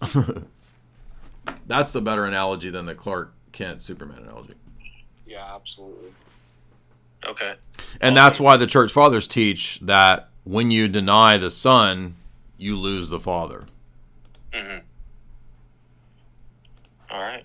Awesome. Thank you very much. So in other words, it only takes, see, they've got it backwards. It's not a bottom-up project of stacking up common attributes, because as 1 John 2 says, if you deny the Son, you lose it all. And that's why we read 2 papal quotes from pre-Tridentine Catholicism even admitting that point. Even the pre-Vatican II papal teaching admitted that if you depart in one magisterial dogmatic teaching, you've lost the whole. You know what's interesting? I was talking to my priest, Father Russell, about the debate, and he had a really good point that we all know. He says, you never move from the abstract to a particular, i.e. establish a referent. Abstracts are established from the particular, which is what a lot of these people are assuming. Oh, this natural theology can start from the abstract or Karma core or something like that, and then establish a particular referent. And we might be wrong about these things, but that's not actually how logic and epistemology work. You only get the abstract, a generic idea of like human nature or like arms and legs from actually encountering particular people. Well, again, and you that's why I kept using the Unitarian Pharisee example, and that's why he didn't want to go there. It's the same principle as the Muslim denying the Trinity and denying the deity of Christ. And Jesus just flat out says, you don't have the love of God, and you don't believe in me, so you don't get the Father. Right? I'm the way, the truth, and the life. No one comes to the Father except through me. So you can tout all day long who your Unitarian God is that you worship. It's not getting you anywhere, and it's not hitting upon or getting you a channel to the one true God. One thing that I'd like to apologize to everybody in the audience. Again, there's so much stuff going on. There's so many points that you want to put in. Right. If I could redo it, I would have added this point. There's a way that somebody knows and doesn't know God. So when they're referring to Theophany, the woman at the well, you worship the unknown God, right? Or whether it's St. Paul on the in Acts 17, yeah. Yeah, the Mars Hill. You have to understand, go back to St. Paul, and he says that, God is clearly manifest to all. He's not saying to the philosophers. He's saying, yeah, such that everyone's without excuse. Yeah, it's not just Plato and Aristotle, right? He's not saying, only those who read that were able to do a cosmological argument, from sense experience and deduce to a first cause are without excuse. He's saying everybody is. So what that shows us is that, there's two different senses of knowing. Well, I don't mean to be rude, but I said this in the debate. Did you not hear me say that? There was so much stuff. I did hear it. Whether I remember it right now is a different question. I said that I know my wife. That's different than knowing about my wife. Jake, the Muslim metaphysician, knows the Orthodox Trinity. But Jake, the Muslim metaphysician, has an abstract conceptual knowledge of the Trinity, but he explicitly does not love, adore, or worship the Trinity. But what I want to say specifically is the noetic knowledge that's in the heart of in a child, right? Right. And St. Paul says, through their unrighteousness, they suppress. Now, unrighteousness doesn't just include, licentious behavior. You can have an unrighteous thought. And so what we see, what St. Paul is saying is that we all know God in our hearts. Then what do? We build system and idols, and we start to suppress that knowledge. So what we were critiquing in the debate, because I can't see somebody's heart and what they actually know in their heart of God, the only thing I have publicly accessible is the philosophical and religious language that they provide to me. And then I can say, well, that language right there doesn't refer to the true God. I can say that while still saying at the same time, well, how do the pagans worship, worship or know God? It's because everybody knows it in their heart. But if the conversation was about, so notice the fallacy of equivocation. Yeah, it's equivocating on no. Yeah. It's but we're talking about the system and the paradigm and the public third-person language. That's why I kept saying that the problem is Vatican II saying worship and adore. If Vatican II had restricted the language to Muslims have a conception of a single God, right? That's not, but it goes beyond that and says together with us Catholics, Muslims adore the one true God. And keep in mind, too, I find it really interesting that Eric Vogelin says the neo-Gnostic and these kind of modern systems always use wordplay. Yeah. Like Hegel bounces between equivocation on different words to basically conceal the crime that they're actually doing. And this is a perfect example of what Catholics do. It's no, it's the same with logos. Well, look at it. Look what they're doing. We obviously see, but if this word means this, you see, and all of it is smoke and mirrors. This is the same debate that I had with all of these Roman Catholics in 2018 when EMJ was going around talking about logos and logos theology, and he was trying to argue with a lot of pagans and people interested in philosophy and saying, look, John 1 in the beginning was the Logos was with God, etc. That's the same as when Marcus Aurelius and the pagans use the word Logos. It's not. The difference is that he's saying, you got it wrong. You mentioned this word Logos in your philosophical system, and you guys have it all wrong. It's not an immaterial, impersonal force. And that's exactly what St. Paul, and even the woman of the well. Well, 2 Corinthians 1, we tear down these foolish worldviews, right? Yeah. He says, where is the worldly man? Let's read this passage. It's really good. Or is it 1 Corinthians? Is it 1 Corinthians? Do you jump? 1 Corinthians. 1 Corinthians 1. St. Paul. Where is the wise man of this age? Where is the scribe? Where's the disputer? God has made foolish the wisdom of this world. Since through this world's wisdom, here's the natural theology, this world did not know God. Oh, wait a minute. I thought they did. Well, stop equivocating on the word no, and this won't be a problem.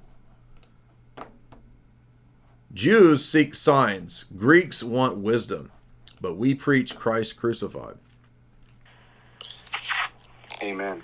So we don't need the Hellenic wisdom to figure out who God is. And right here, Vatican II, says right here, along with us, they adore the one merciful God, with us Catholics.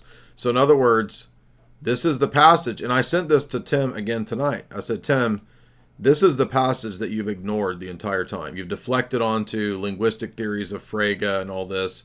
None of that matters when Vatican II says that Muslims worship, along with us Catholics, the one true God. And again, worship and adoration is not mental assent to propositions like you guys think. It means having a connection to and a worship. It assumes that God worships that, or accepts that worship, because it says along with us. How is this not clear? If I ask a Catholic, does God accept your worship? Every Catholic will say yes. Well, this passage says that the Muslims worship and adore God along with you. So does God accept Muslim worship? Yes. They've been saying Muslims worship and adore God. But they don't. Explicitly. That's the point. Again, Islam is predicated on verbally, explicitly confessing and rejecting Trinity and deity of Christ in the Quran. And that's not like, I mean, it's amazing they're using Saint Fotini, who didn't reject. No, this is an even stronger argument in our favor. Yeah, a vague kind of knowledge versus somebody that's like, yeah, but I specifically reject the Trinity and all these attributes that you say about God. She just says, our father Jacob gave us a tradition, and that's what we know to worship. And Jesus says, you don't know who you're worshiping. You don't know him. That's the point. Only a Roman Catholic could take that passage and say, well, it says worshiping. Yeah, I don't have a problem with saying they worship. They worship all kinds of false things. That's Jesus' rhetorical point. You worship this idea, you don't actually know God. Because he says, for salvation is of the Jews, we do know who and what we worship. We worship the Father. You worship an idea. You don't know God. That's the point. Only Roman Catholics could take that and make that the opposite of the passage's meaning. And they do the same thing in Acts 17. Paul walks to the Areopagus. There's all these idols everywhere. And he says, I saw an inscription on one of your idols. This is a rhetorical point. It says, the unknown God. The one that you worship without knowing.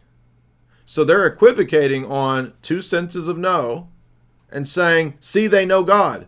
The whole point of the passage is the one that you don't know. You do not know him. So what did I tell you? Your worship is, listen, I'm sorry. The worship is in vain. It is vain, idolatrous worship, because he goes on to say, you make the nature of God like gold and silver and created things. But the divine nature is not like any of those things. And so you worship a thing that is like man's devising. So the thing you worship is a thing you don't know. Oh, but they know him because it's still the Trinity. And that's why Muslims worship the Trinity. Muslims explicitly reject the Trinity. That's how silly this is. So you remember what I told you about what my priest, Father Russell, said? All of this is what hunters call stalking horse, where you set up a decoy and the hunter sets out a fake decoy horse or horse and hides behind it to test the prey. Yes. How they respond.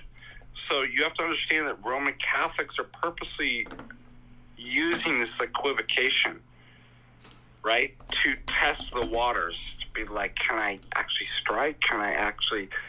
And then, well, look, if the prey's going to get, i.e. us, get scared and come back, then we'll be like, well, then that's not what we meant. You see, we meant by no, that like in this generic sense of this philosophical referent, and you see, but it's obvious you see what they're doing, right? And I think that's a really good analogy, the stalking horse, like putting it out there and then using the ambiguity of language. Yeah, they're equivocating on no, just like the guy in the chat. Justin is making the exact same argument and saying, but it says they know God. You're equivocating. Do you know what equivocation is? It's trading between two different senses of a word. And that's the whole point we're making, is that you can have, again, Justin, I told you this is the same point earlier with Jake. Jake, the Muslim metaphysician, knows the Trinity. Does he worship and adore the Trinity? No. So it's two different senses of no. And what you have to realize is that the Roman Catholics are doing this on purpose. Their system is, at least. Yeah. Well, natural theology is predicated on this ambiguity. Yes. It's a bait and switch.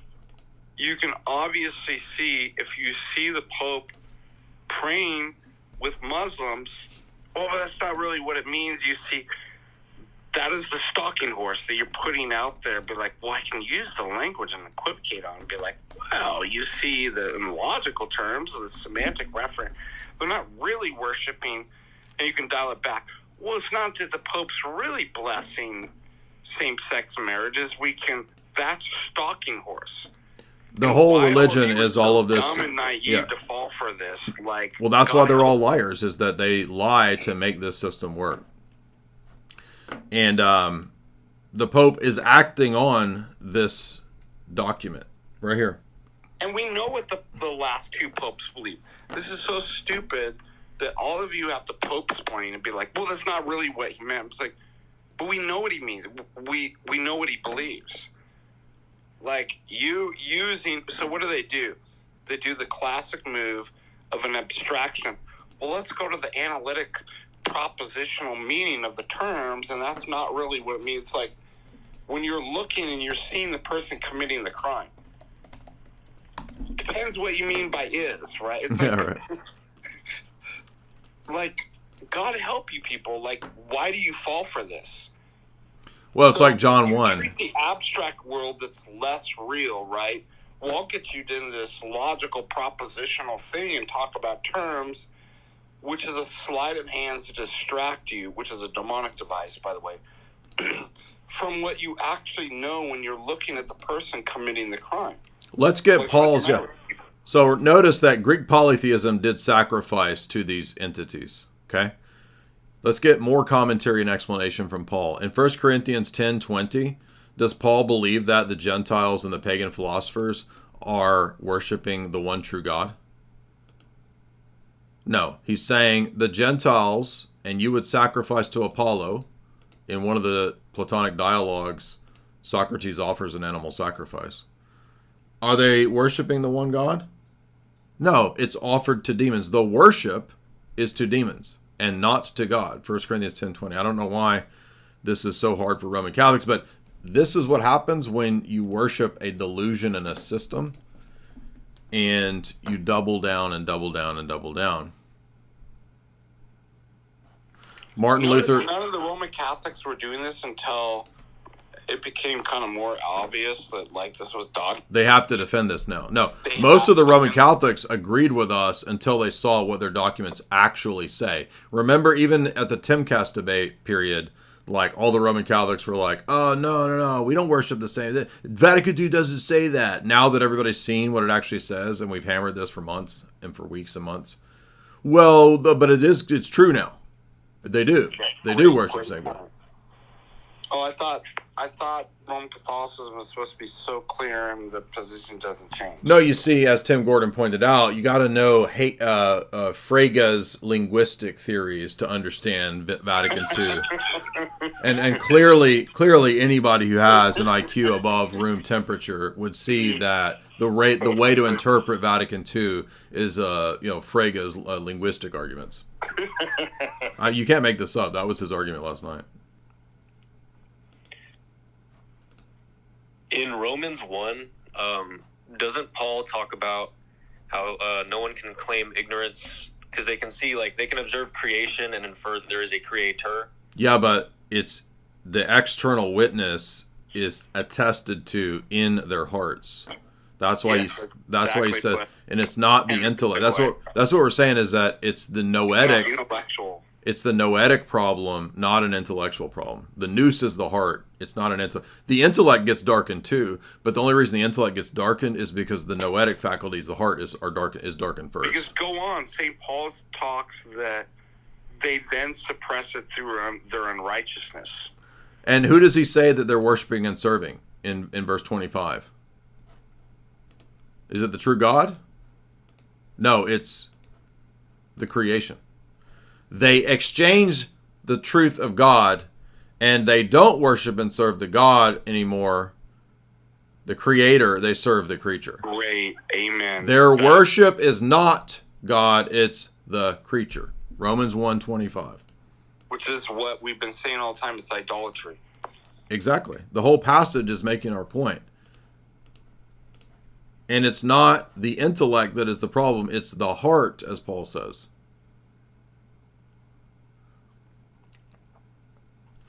Did they retain the true God in their knowledge? They did not retain the true God in their knowledge. Romans 1:28. Are they worshipers of God? Romans 1:30 says they are what? Haters of God. If I'm a hater of God, am I a worshiper of God? Roman Catholics.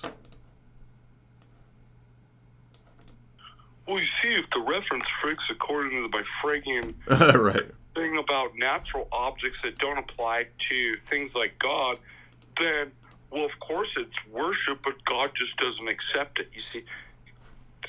Well, the whole debate is about Vatican II. For these cons, like, yeah. Just because people use is a Roman Catholic professor, friend of mine, said it's the sort of stupidity you got to go to school to learn. Yeah. Like, go with your heart and your intuition. Like, I mean, look at the poll before this started. Of course, Christians and Muslims don't worship the same God. And then all of you are going to get so caught up in, I can dance. You want me to dance Frege? Kripke, Tarski? I can do it. It's all a bunch of nonsense. Like, intuitively listen to your heart. It's absurd. And that's what the polls showed, right? And all of y'all getting confused, right? None of you are going to even understand, like, the depths of these kind of theories of reference. But, like, lean into your heart. Like, of course, Muslims. We talked about this today at church. All the guys at church were like, I can't believe that we're even having to debate this because even Protestants just intuitively know, of course, Muslims and Christians don't worship the same God. Come on. It's just obvious they don't. And seeing the actions of the papacy tells us what they mean. Well, that's because you haven't read Kripke and Strauss and Bertrand Russell. Well, I have read some of them, but I don't see how that's going to help us with 1 John 2 when it says that if you don't have the Son, you don't have the Father. So, yeah, amen. Here was the original poll in the midst of the debate. 733 votes, almost 80% agreeing with us. And these guys were losing. That's Cameron's Catholic poll, by the way. And that's amazing, especially in this day and age when everything's just fanboys. And everybody's fanboys and they're not honest. That's pretty amazing. Exactly. Yeah, that actually says a lot. So remember, the gods of the nations are devils. Do not go after the other gods. The things that Gentiles sacrifice, they sacrifice to devils and not to the one true God, the Trinity. 1 Corinthians 10:20. Romans 1, they exchange the worship of God for the creature. And what did the medieval papacy call the Muslims? Infidels, demon worshippers, pagans, heretics, on and on and on.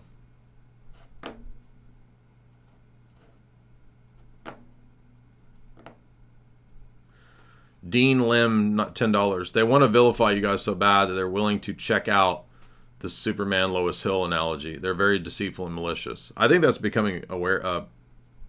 See, I've been saying to you guys since 2018 when we had all the Lofton drama, all the Ibarra drama. I've been saying it's not me being mean. These people are devious and they're slimy. They're snakes. And I think maybe finally people are actually figuring out these something's off with these Roman Catholic dudes, the so-called pop apologetic sphere. Matt, $5. Martin Luther Uber alles. Blue Skittle became a member for 4 months. I love Clark Kent, but I hate Superman. Jordan Deerdoff, $5. Rome says that Muslims honor Mary, but how is that? They say is she honored by saying that she will be Muhammad's wife in heaven? Is that honorable to say that she divorced Joseph? Yeah, I mean, they're just picking and choosing and ignoring the ways in which Islam blasphemes and vilifies the Virgin Mary. Straight white male, $10. If a man worships a demon disguised as the God of Catholicism, we have to say that he is actually worshiping the same God as we are because they are corrupted by papal infallibility. It does seem like that, right? Like this would be transversible, reversible, in all these different ways. And that's why Father Deacon was actually correct to say that, no, I'm sorry, Protestants and Catholics do not have the worship of the Trinity or Christ. They don't. They've lost it. That's precisely why we don't grant that they have gracious sacraments, because they've lost the faith. And we're not saying that because we're happy or gleeful. We want them to come back to the faith. Monarchical Trinitarianism and what you're hearing here about Theophanies and the Trinity in the Old Testament is the patristic teaching. It is the Orthodox Catholic Church's teaching. It's the teaching of the first 1,000 years. The stuff that Rome now teaches is the deviation, and it should be evident to all for the world to see that the papacy has deviated through the very actions of praying in the synagogues, in synagogues and mosques towards Mecca. Well, they're just sinning. No. In Roman Catholicism, you're not just sinning when you do actions of apostasy, as we saw in Aquinas. Those actions cut you off from the church and are specific serious sins that automatically excommunicate you in traditional Catholic canon law. They're not just random sins. It's not like sleeping with your girlfriend. It's not like cheating at work or something, is stealing $5 out of the cash register. Yes, they're all sins, but in Catholicism, there are strata and layers of sins. Some of the sins are so severe, they remove you from the mystical body. And as we saw, one of those is heresy and apostasy. Those remove you from the mystical body in Catholic theology, as we already saw tonight. That's Mystici Corporis 23 and Satis Cognitum 9. Okay, so who's next? Tallahassee, what's up?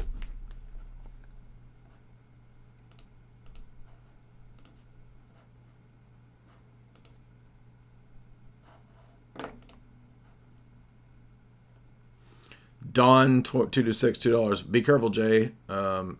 Superman's going to get you.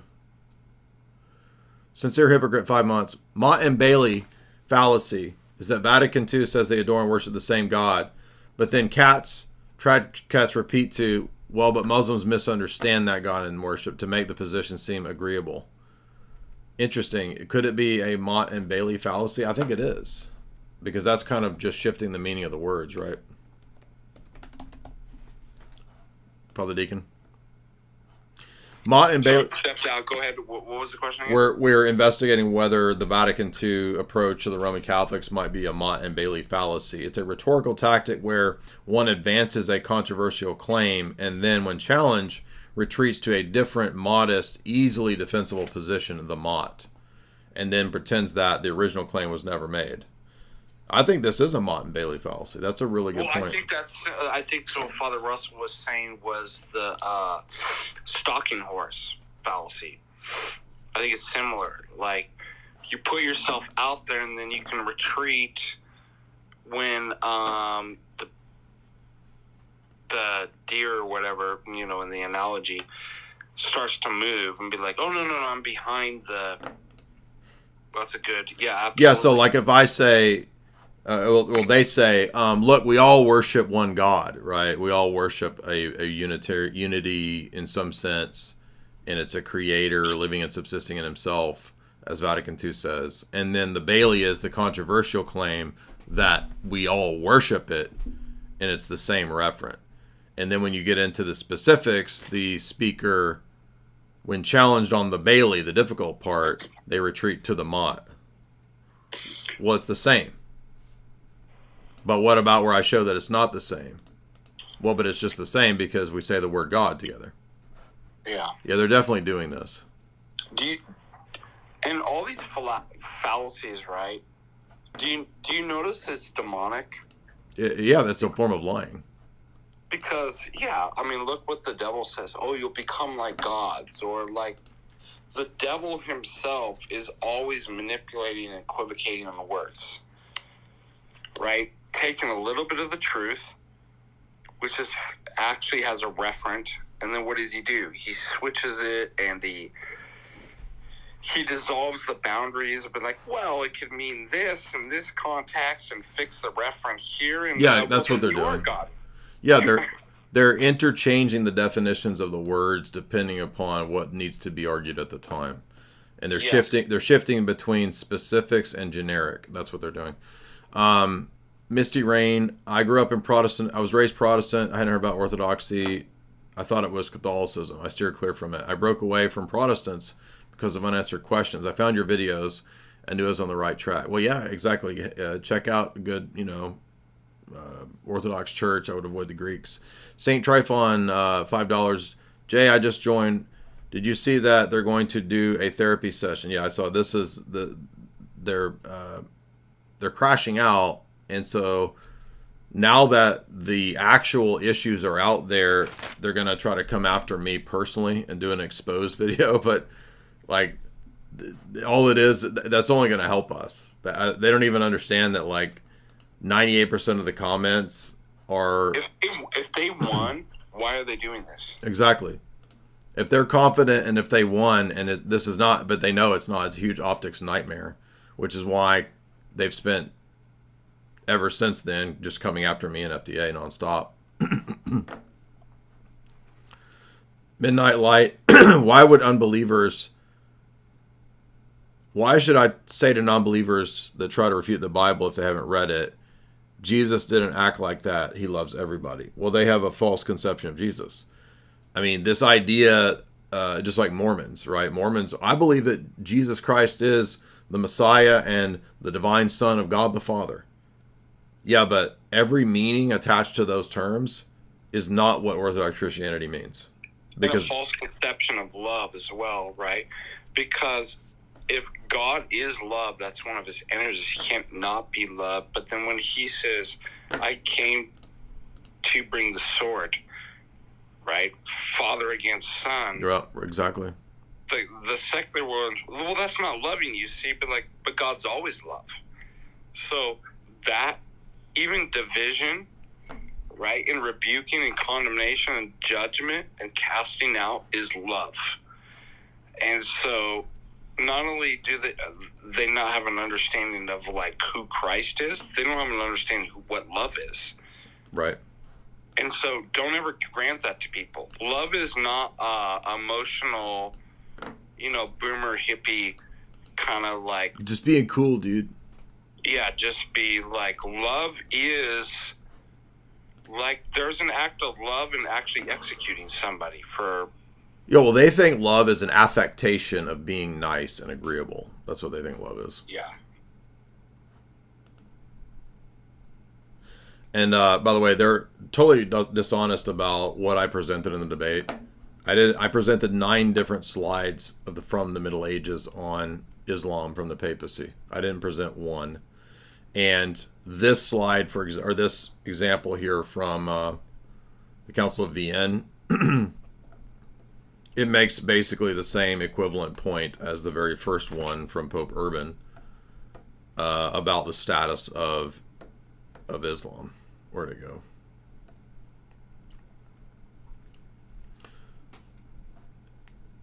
Islam is an infidel religion. Infidels are pagans. Saracens are called pagans. So they're not monotheistic Abrahamic believers. They're pagans.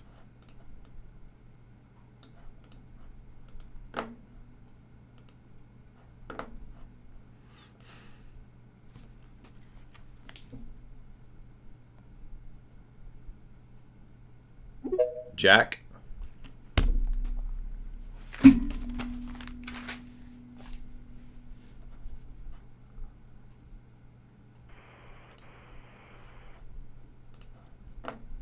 Jack? Oh, hey. Can you hear me? Yep. Yeah, hope you guys are doing well. I kind of missed the drama with all these discussions the past, I don't know, going on for weeks or whatever, but I'm a Catholic, and I was just interested because from what I remember hearing from clergy and whatnot has always been that the angel of the Lord is the second person of the Trinity, that basically everything that you've said. Well, some Catholics are better than their theology, because most of the academic ones will deny that. But if you're talking to like just a local priest or something like that, he might actually just think from the Bible and the liturgical tradition that it is, because it's pretty clear in the Bible that it is. I mean, when Justin Martyr argues against Trypho the Jew, he argues that your text as a Jew show the angel of the Lord to be distinct from the Father, and that's the Messiah. Yeah, I think I actually recall hearing about that before. But the problem is that in the later Roman Catholic medieval discussions from Aquinas, and then the responses to Palamos from Barlaam, define that the light of Tabor is created, and Aquinas explicitly teaches that these are just visions. When Jacob's wrestling with the angel of the Lord, these are visions, because God cannot be in time and space because he's not a body. So there's no way for the Lord can't stand there. He's not a body. In fact, that's very interesting. Go ahead. There was something today, a reading we had today actually for the feast of Saints Peter and Paul was from Acts, right? When Peter is in jail and he has a vision of an angel and he's being guided out of the prison, and it says that Peter thought that this was just a vision, and he didn't understand that it was really happening until he was, of course, on a side street in Jerusalem, and he realized that it had physically happened. So, I mean, I don't know if that was Christ being that angel, the angel of the Lord. I don't think it was, but no, I think that was just an angel. Usually when it is a theophany, it's identified. And you'll notice there's a great paper I would recommend that's not very long, because you guys have heard me reference the Benjamin Sommer book, Bodies of God, which is the Jewish text, the modern scholarly Jewish text that admits multiplicity in Yahweh in the Torah and the Old Testament. This is a paper that somebody wrote at a seminar that compares Sommer's analysis of these theophanies the Jewish scholar, versus Aquinas's analysis, and they're night and day. And we are saying that the Orthodox tradition is faithfully, accurately presenting what the Hebrew tradition is, and the Thomistic metaphysic explicitly departs from it.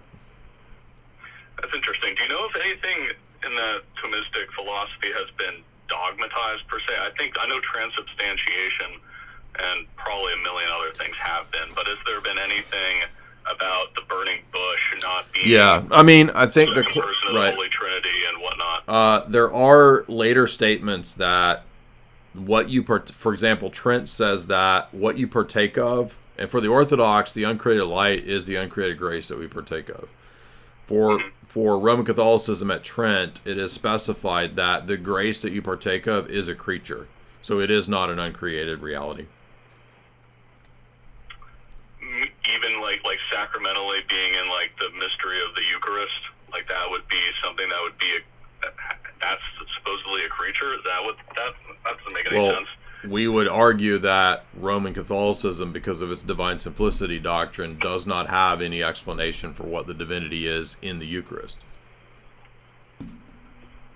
Can you expound on that a well, little we bit? all agree. Sorry, We all agree that no one partakes of the essence of God.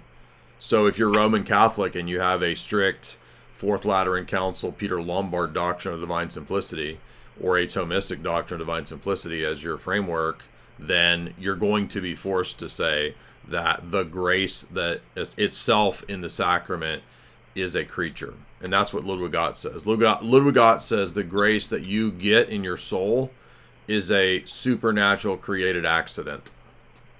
And why do you think Dr. Christopher Tomasłowski said you don't experience God in the Eucharist? Exactly.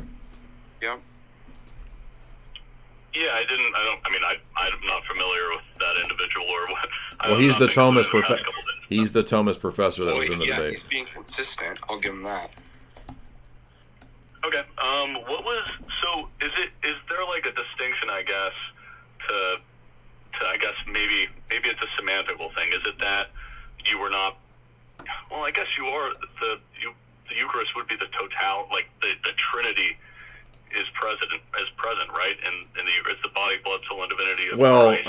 Not in the same mode. So it is the body and blood and soul and divinity of the Son of God. But the divinity there, according to St. Cyril and the Council of Ephesus and Orthodox theology, is the uncreated grace, light, and immortality of God, not the essence of God. Cyril has 2 letters where he talks about those. Yes. So that's the essence synergy distinction, and Rome rejects that. And that's why Christopher said what he said. So he said that you're not receiving God. Is it not for the same reason though that you said that you're not receiving the essence of God? Is there some sort of? I'm sure there is a deeper philosophical difference there that I'm woefully uneducated and can't understand. But you're not partaking of. Obviously, they want to say that you're. In some way, and it's contradictory, the essence of God is actually there because according to Aquinas, the substance of the essence of God is there, and the substance of bread is removed, and the accidents remain, and the accidents adhere in nothing rather than the substance, which is contradictory itself. Well, they're not going to say that you can eat the essence of the actual essence. So they're going to have to say that it's no way of saying you partake or directly experience God. Yeah, so which is why he said what he said. It's right here in Ludwig Ott, the sanctifying grace that is in your soul from whatever source, when you're baptized or the Eucharist or whatever, is a created supernatural gift really distinct from God. So it is not God. But do you notice Proposition 5? It is a participation in the divine nature. Those are contradictory statements because there's no such thing as created God. Yeah, that is interesting. Okay. Yeah, good questions though. Appreciate that. We always welcome a civil Roman Catholic calling in. D's the King, what's up?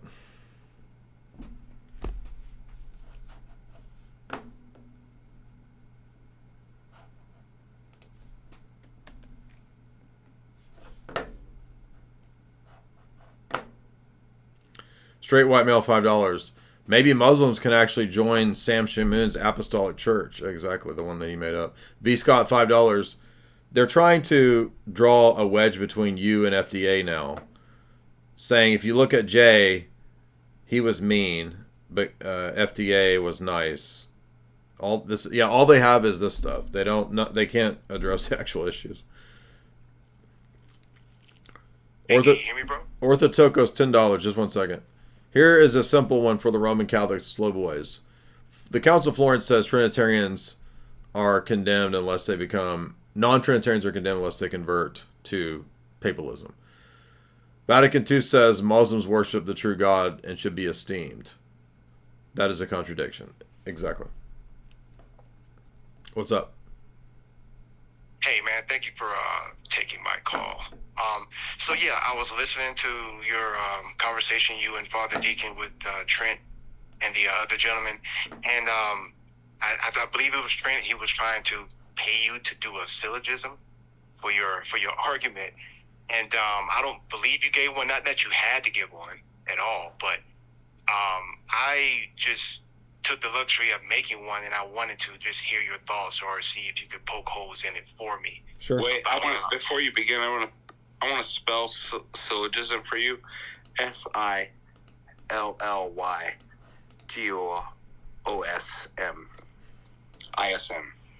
Syllogism. Now go ahead. I appreciate you, Father. Thank you. I have a speech sorry. impediment and dyslexia, so it's hard for me to. I'm sorry. Forgive me. Those things. But no, I appreciate you, Father, and I appreciate everything that you do. I read a lot of your works, Father, and Thank you. taught me a whole lot. God bless So you. yeah. So what I have here is premise 1, which is you can't honor the Father without honoring the Son, as Jesus clearly says in the scripture, right? And premise 2 is honor is a necessary component for worship. Honor is a necessary precondition for the possibility to worship, right? Like you can't do any type of worship without first honoring, I think.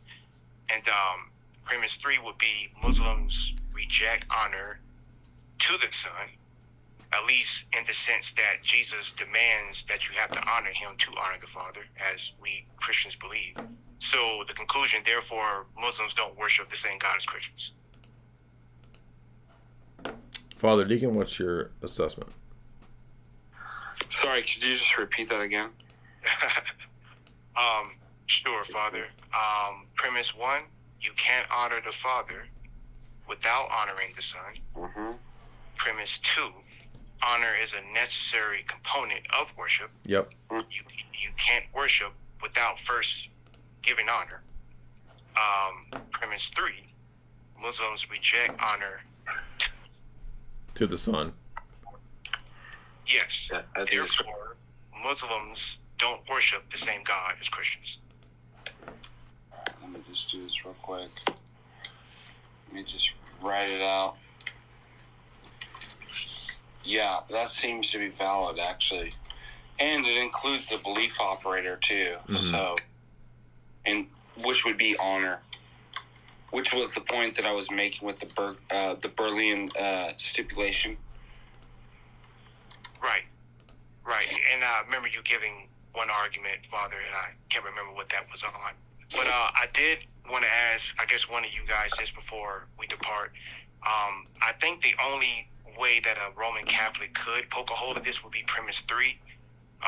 Muslims reject honor to the Son. Maybe they would try to redefine what honor is or somehow make some type of... just say worship. I mean, the whole debate is over worship, so... Why not just... Right. I mean, Muslims do not worship the Son, so just put it that way. Okay, awesome. Hey, I love you two guys. Thank you, and I appreciate you. God bless you, dear brother. Yeah.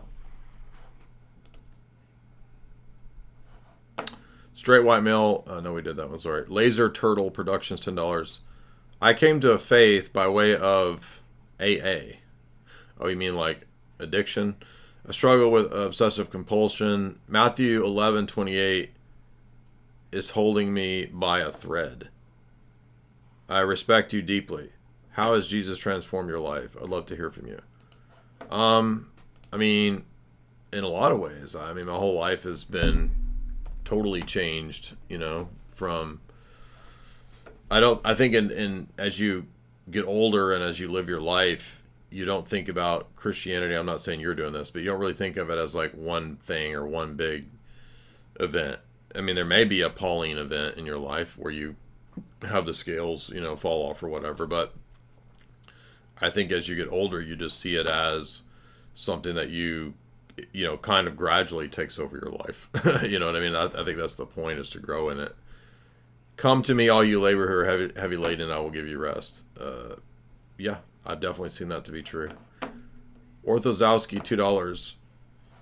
Again, 1 John 2:23. Yes, we mentioned it earlier. I don't see how that's not a kill shot. I think Jesus and the Pharisees and 1 John 2 are pretty much the kill shots, because you notice when I brought them up, they turned their eyes. They wouldn't even look at the screen. And to me, that says more than if they had at least tried to give some kind of sophistical answer. But they turned away. Because if you deny the Son, you don't have the Father. Muslims deny the Son, therefore they don't have the Father. Therefore they don't have God. I did that. When they asked me a question, like, well, I'm not going to answer that. Oh, if I had said anything like, remotely like, or acted in any way remotely like the way they acted, the Roman Catholics would be going crazy. It would be the end of the world. They would be like, he's done, his career's over, he's, St. Trifon, $5. Jay, I just joined. Did you see that they're having a therapy? Yeah, we said the Orbo mental breakdown is because you asked William to debate, and William's been running for 6 years, and orbs are deceiving people on the camera. The Gatholics can cry together. Coptic Bro, $3. Great work, Father Ananias. You held down the rest of the debate. Certified soy boys that admitted that communion and the liturgy is not an empirical experience of God. Well, they're Thomists, so God isn't in time and space. That's how silly this is. The grace and the things that are in time and space in the Thomist system are creatures. The soy deflected to transubstantiation straw man. Soy man admits Roman Catholic God is an Orthodox God. Yeah, it's not. T-Funk, $150. Wow, thank you. Jay, could you, this is a huge super chat. Try upping your persuasiveness in your argumentation to the Roman Catholics by smacking a bunch of apples and then smash them into your mouth with your boxing gloves. Also, I need to let some flies loose in the room because I've had flies landing on his head. I noticed later on as people were talking about it, laughing about it. Also, I'm a website member. I can't get access to the members' stuff. All you got to do is come over here to the website. It's probably so simple that it's boomer level stuff. Literally everything when you're logged in is just on the member content page right here. So when you're logged in, you go here, you scroll down, and it's all on one page, and you click the links to the audios or whatever. So it's all one page.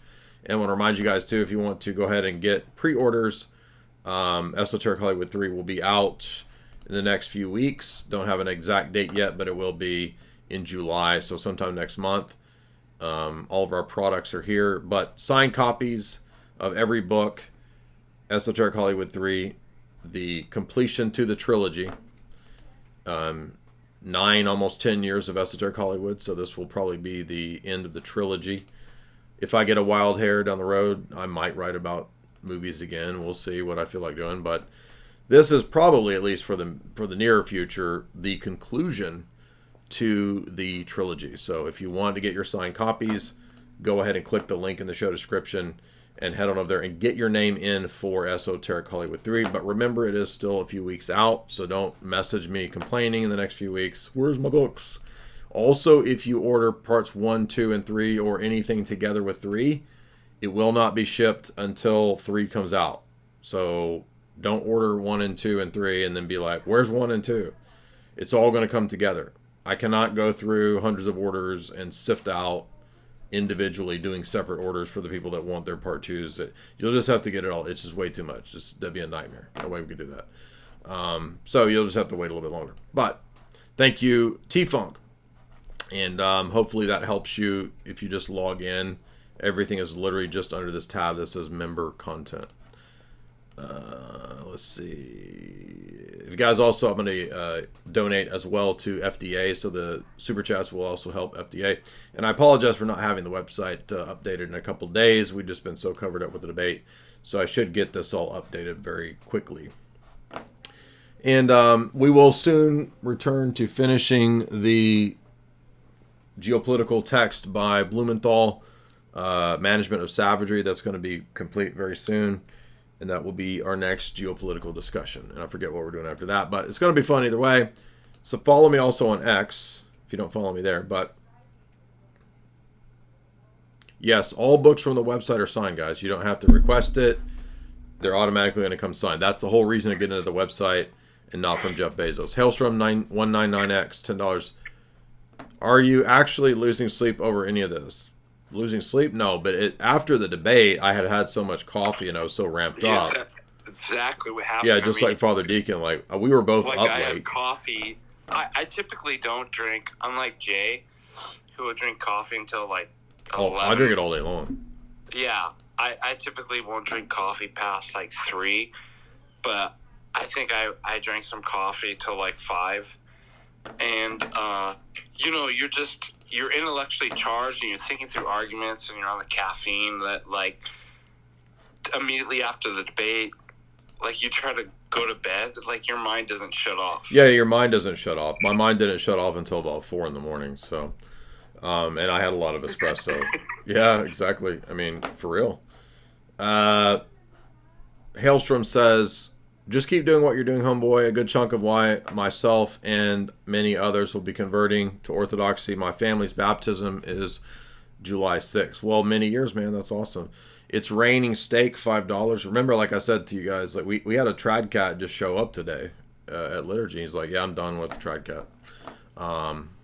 So. By the way, we had 2 Mormons show up that were converts. Really? From Mormonism to Orthodoxy today from Idaho. Oh, yeah. Nice. So, yeah. like recent converts, or they've been Orthodox for a while?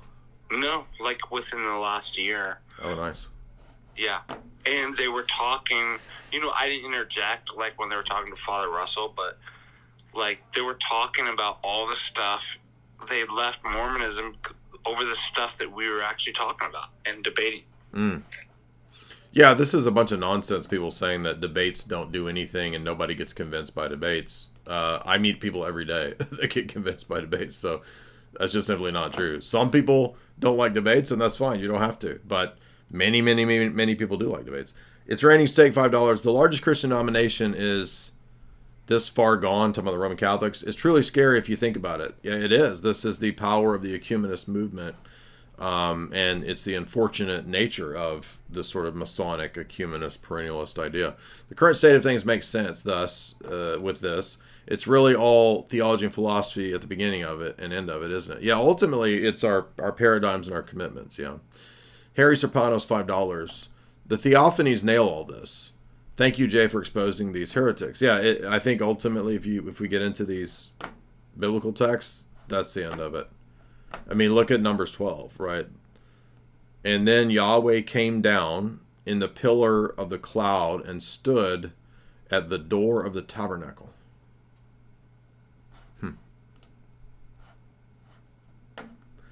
Suko, $2. Did you see Lofton's response to the Pope's letter? No, I haven't. I don't even know what the Pope's letter is. I haven't kept up with Leo. I have no idea what's going on with Leo. What's Leo's letter? And I don't watch Michael Lofton, so I haven't looked at a Michael Lofton video in probably 5 years, so I have no idea what he even talks about. Pope Leo letter? What's his letter about? An emotional letter to... Is this new or old?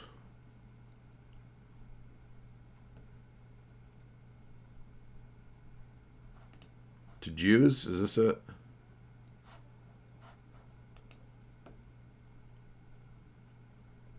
Two days ago, Leo's letter to all priests for... Tell me, now I want to know what the letter is. Which letter? There's a bunch of things coming up. I don't know which one it is.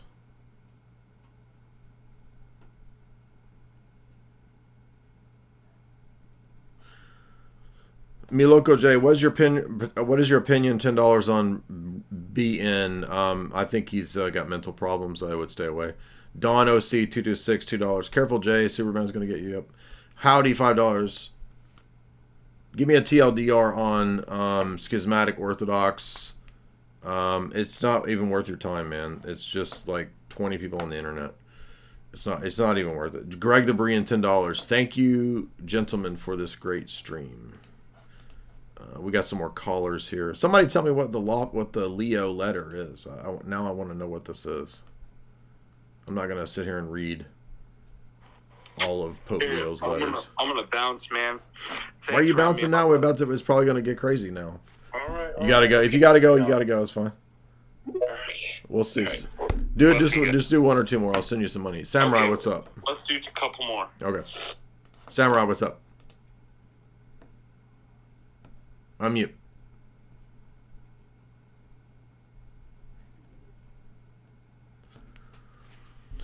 All right, we lost him. Tag Ormond. We're looking for people, by the way, who disagree. So I'm going to go. You get to the front of the line if you disagree. What's up, man?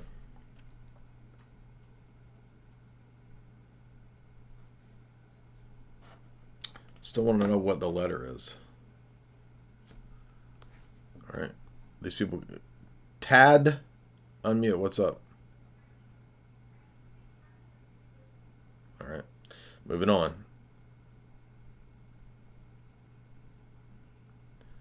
It's all the same people that always call in. I'm looking for people who disagree. So raise your hand if you disagree. I'll go to you. Sum Kant. I'm trying to go to you. Go ahead, unmute. Hey man, can you hear me? Uh-huh. All right, first of all, thank you for taking my call. So I'm still kind of halfway in when it comes to Catholicism. But before we get into it, I would just like to clear up an analogy because I think this is a very dangerous analogy. And if it was very helpful when it comes to my debate background, when it comes to these things, because you had to study it. First of all, you disagree with the Kal-El, Clark Kent, and Superman analogy, correct? Or no? Yeah, for multiple reasons, I do. Yeah. I think I'm going to try and, package up everything to a more comprehensive way, because what they were doing, even though I slowly go into the Catholic side, is very problematic, right? And I think it's very ubiquitous to every Catholic who watched that and why they voted for you as the winner, right? So if possible, I'd like to provide this very short clearing of the analogy. Would that be okay? Sure. Because the problem is they presented a false twin fallacy, right? The problem here is that they say Clark Kent is Kal-El, Superman is Kal-El. The Muslims see Superman and we see Clark Kent. I think if they presented that to you, you instantly can't come up with a rebuttal. But I think you should have agreed with them and slammed them from the very beginning there. Because what they're presenting this analogy, even though what they're presenting in reality is a false twin dichotomy. Because if you actually ask Clark Kent, hey, Clark Kent, do you believe that killing your enemies will actually solve the problem? Clark Kent would say, no, I don't believe in killing my enemies. And if you ask Superman, hey, Superman, do you believe in killing your enemies and that it would actually solve the problem? Superman would then say, no, I don't believe in killing my enemies. Because what you need to understand here is that God has two identifiers. External identifiers being he is the God of Moses, he is the God of Abraham, and he has internal identifiers that indicate that it is him, even though you don't know it's the God of Moses. That is, Jesus telling, love your enemies, pray for those who persecute you, do good to those who do evil to you, right? So that's the internal and the external. What they're presenting is a false twin dichotomy. It's a false twin fallacy wherein they say, we have a twin here. Twin A is the good person. Twin B is the twin of twin A. Twin B looks like twin A. But here's the problem. If you date twin B, if you make a child with twin B, even though you love twin A, you're still making a child with twin B. If you ask twin B, if his principles are the same as twin A, it will not be the same. They completely externalize the identifier of God by removing the internal identifier of God, which completely decimates every single principle that the Roman Catholic stands for. Do you see what I'm saying? Can you be more specific on what you mean by an internal identifier? Because you use like Jesus talking about loving your enemies, and I'm trying to understand what you mean there. So basically what the church teaches is what I'm trying to say. The values and principles that the church teaches, which completely goes against the doctrine of Islam. So you're saying that in identifying who the God is, you can't divorce it from the ethics of the God. Is that what you're saying? Yes. What the God teaches you to do, what the God teaches in you. fact, I was agreeing with that same idea when I was saying that it's more like a set theory where what you believe about the deity is like a set of numbers. I'm just making an analogy here. So let's say I have a set with 10 numbers in it. If I remove one of those numbers, even though a lot of the other numbers are similar, it's still a different set. So it's mutually exclusive. So you're correct. If you say that I worship, love, and adore the God of Abraham, but I believe that the God of Abraham tells me to kill my enemies, and he creates evil as an actual ontological thing, and he deceives, he's the best of deceivers, then clearly that is not the same referent as Abraham's God in reality. You know what the other problem is too? Is that when you construct a fictional story, you put yourself in an omniscient mode. Oh, that's a great point. And that's the thing in question is... like we're on the other side, right? And we're trying to determine, we don't know, right? We can't actually see that. So they've already begged the question, assumed what they wanted to prove, that it's the same deity. It's the same deity. They can just be wrong, but that's the thing. It's a question. Yeah, right. And from our, so what do? Well, let me create a fictional narrative about a man named Superman, in which this case actually works. It's how ridiculous is that? Again, I think that my Bill Cosby analogy is the one that's accurately saying that was a good one. The way the Bible is presenting the false gods. Go ahead. What's up, man? Cyrus? All right, he can't connect. But thank you, Brother Deacon. I agree. That's exactly what we were getting at. Tracts? What's up?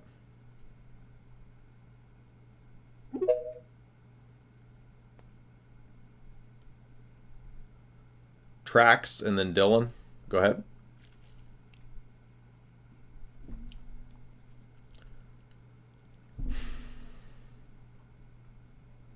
Dylan, unmute.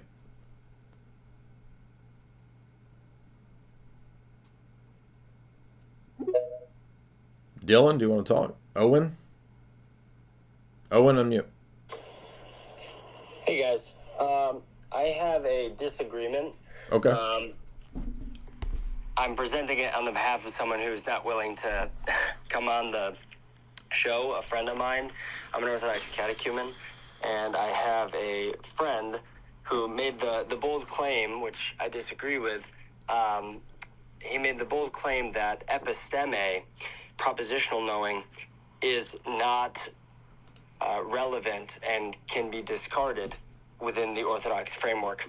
And I wanted to know, what's the best way to tackle that proposition? Well, I mean, why would St. Gregory Palamas write the apodictic treatise on the Holy Spirit using apodictic logic of Aristotle to argue against the filioque if conceptual knowledge was to be discarded? I mean, all of the dogmas in the Orthodox councils are listed and explained conceptually. So the idea that concepts are bad is silly. They're just not the highest of what we are aiming for and shooting for as Orthodox Christians. We want direct experience and participation in God, not just knowing about God, but knowing... It's about proper order. It doesn't mean that second and third things are bad. Right, exactly. So people can have nuances, and so they're just like, oh, well, the most important thing is it's this or nothing, right? So It's just intellectual and spiritual laziness. Also, I want to bring up too, because I saw this, somebody made a criticism of me that, the Father Deacon Ananias was using 20th century analytic philosophy to answer these people and stuff like that. But don't forget that St. Gregory, the theologian, St. Gregory Nazianzus, received the same criticism. Yeah. And that he was like, that he was talking to philosophers and using their language, and he was learned in philosophy. He was receiving the same criticism. And he responded back, when speaking to philosophers, speak in a way that you can win, speak philosophies, basically. Yeah, all things, all men. Philosopher over. So there's no canons that say, I can't use 20th century analytic philosophy to speak to analytic philosophers that it might win them over to the truth.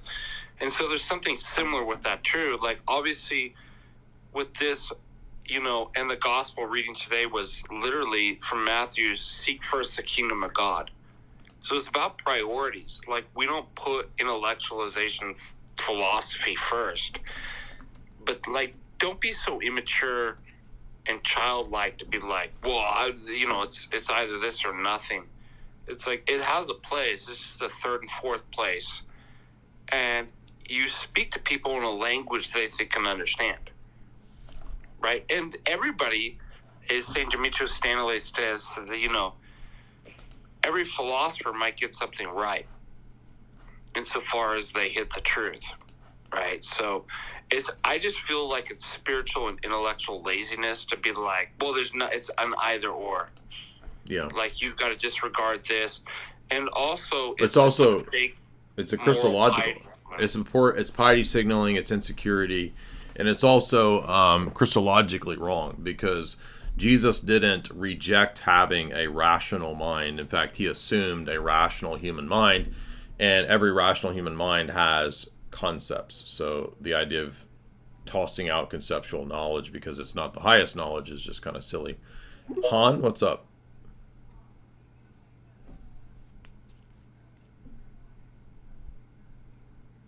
Unmute.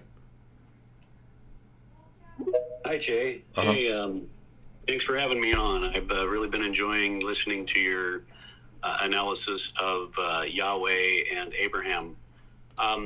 So I wanted to kind of go a little further into that and try to understand the Trinity from your perspective. And the Trinity is basically defined as three persons in one being or one God. I want to understand, what is your definition of person? And this is leading to something. What is your definition of person? In Orthodox Christian theology, a person is a subject or an agent. A subject or an agent. Okay. Does a person have their subject or agent has an essence? It has properties. So even grammatically speaking, like, all predicates belong to a subject. Okay. So in your theology, does a person have their own mind? A person has a mind. Yes. A person has a mind. So are there any persons that do not have their own mind? No. No. Okay. Is a business legally a person? No. Well, legally they might be treated as, but they are not ontologically a person. Okay, they're legally a person, but not ontologically a person. Okay. So I guess the question is then, is how many divine minds are in the Trinity? One. Now, if there are three persons, and a person has their own mind, mm-hmm. How does that work with being one mind in the Trinity? Because that one mind exists in a different mode between the persons. So each person has that one mind uniquely in the mode of being the Son, of being the Father, and being the Spirit, just like the will of God is one, but exists in the mode of the three persons that have it. So properties of nature like mind and will are common, but exist in a unique mode. And also, I would say, too, unlike us, our persons are contingent upon and determined by, like, we don't have a personhood apart from our material instantiation of our essence of humanity. So that's why we have separate minds. So in philosophy, although we can share a common essence, the principle of individuation and separation is a material instantiation. But because the Trinity exists prior to, obviously, the second person's incarnation, right? Mind is a property of the nature, the essence of God, and exists in a unique mode in each person. They can all share one mind without actually being distinct like us. Does that make sense? Okay, do you realize what you're doing is equivocating? No. Why would that be equivocating? Because if there's three persons in the Trinity, a person has their own mind, then there's three minds in the Trinity. I just said, do not equate. I gave the principle that separates equivocation between created persons in material instantiations versus persons in the Trinity. So you can't use the objection of equivocation with me. I literally knew you were going to go that way and block that by actually bringing up that point. So, like, no. The principle of individuation is matter, right? So, not personhood. I said with our personhoods, because our essence are individuated in matter, it separates. But that personhood exists transcendent in the Trinity to matter. So, no, you can't use that objection. I'm sorry. Okay, so see, I want to make this point because this is distinctly what separates your theology of the Trinity with the theology of the Church of Jesus Christ of Latter-day Saints. I knew I wasn't going to say okay, it. let's talk about that because we give each of these persons their own mind. Okay, no, but no, where I want to go. None of this matters because for you, God is a man who's a creature who evolved to become God. So this is preposterous from the outset. Are you familiar with Tertullian and against? Does your church teach that God the Father is a man with a body who evolved to become God? This is about mind. So you're not going to talk about. No. Are you familiar with? Did I tell? You're ignoring the exact. He's not going to answer that. If you don't answer questions, then you get booted. Matter versus prior to matter, and your whole theology is based on matter, man becoming God. So you're never going to win this argument. Congratulations. I already booted him because he won't answer the question. Tracks that travel. I was kicked out of the Twitter space. I didn't kick you out. I want to talk about the 70 weeks of Daniel prophecy. I mean, I'm a preterist in that text, so it was fulfilled at the first advent, as the text clearly says. Banana Teen Emperor, $3. Jay, I wasn't saying it was Leo's letter. I was saying Michael Lofton did a response to you, the papal bull that you brought up in the debate. He says it's not magisterial. I mean, they always say it's not magisterial. So, I mean, but that begs the question, doesn't it? What is the criteria to know when it is and isn't magisterial? And they don't know. They can't tell you. Soap drinker. So raise your hand if you disagree. I'm going to people who disagree. And if you won't answer questions that are direct questions like that. Notice we answered his direct questions. Every one of them. As soon as I asked him about God the Father being a man with a body who evolved and who is a creature, he ignored it twice. So see ya. Soap, what's up? Thank you for letting me on. I'm just here because sadly after or you actually said that we shouldn't be listening to Sam anymore because he is like he's iffy, and there is something that he said that I thought was really I think that was very important. He said that if somebody does something bad to you, you don't have to forgive them unless they ask for forgiveness. Is that true? Because this is... No, I give a... Can I step in, Jay? Yeah. So, this is what my Montanica therapy workshop was with Father Turbo. What forgiveness is. So, forgiveness isn't... No, not you, sorry. It doesn't do anything to the person. So, the person doesn't have to actually be sorry forgiveness is a release from the captivity of the memory of the past. So what forgiveness really does, just like any release from sin, is release you from captivity. So it doesn't mean don't, ignore, forget, don't remember. You remember it, but you're not held captive by that. You release yourself, right? Because it's all about theosis, right? And acquiring the virtues. So whether somebody actually wants, they're sorry or wants forgiveness, you can forgive somebody, because forgiveness is about actually your ontological, in terms of your state of your character and virtues, releasing you from what would hold you captive from progressing. So it's, you say, I release myself from the memory of that. I still remember it, but I'm not being held captive by it. Yeah, you can forgive people even if they don't ask for forgiveness, because you want to do that. That's going to be in the best interest for you, not just for your salvation, but also, as Father Deacon's saying, so you're not imprisoned to resentment and hatred. So you forgive them so that you can be free, but that doesn't mean that you let people walk all over you. You do not have to keep interacting with somebody who is abusive. You can have boundaries. Yeah. You can cut somebody off. You're just no longer held captive by Yes. them. Every sin is holding you captive, right? So that's why the unforgivable sin is like the unwillingness to repentance and forgiveness and all of this wrapped up. It's captivity is what it is. It's like you can't progress to become like God if you're held captive by.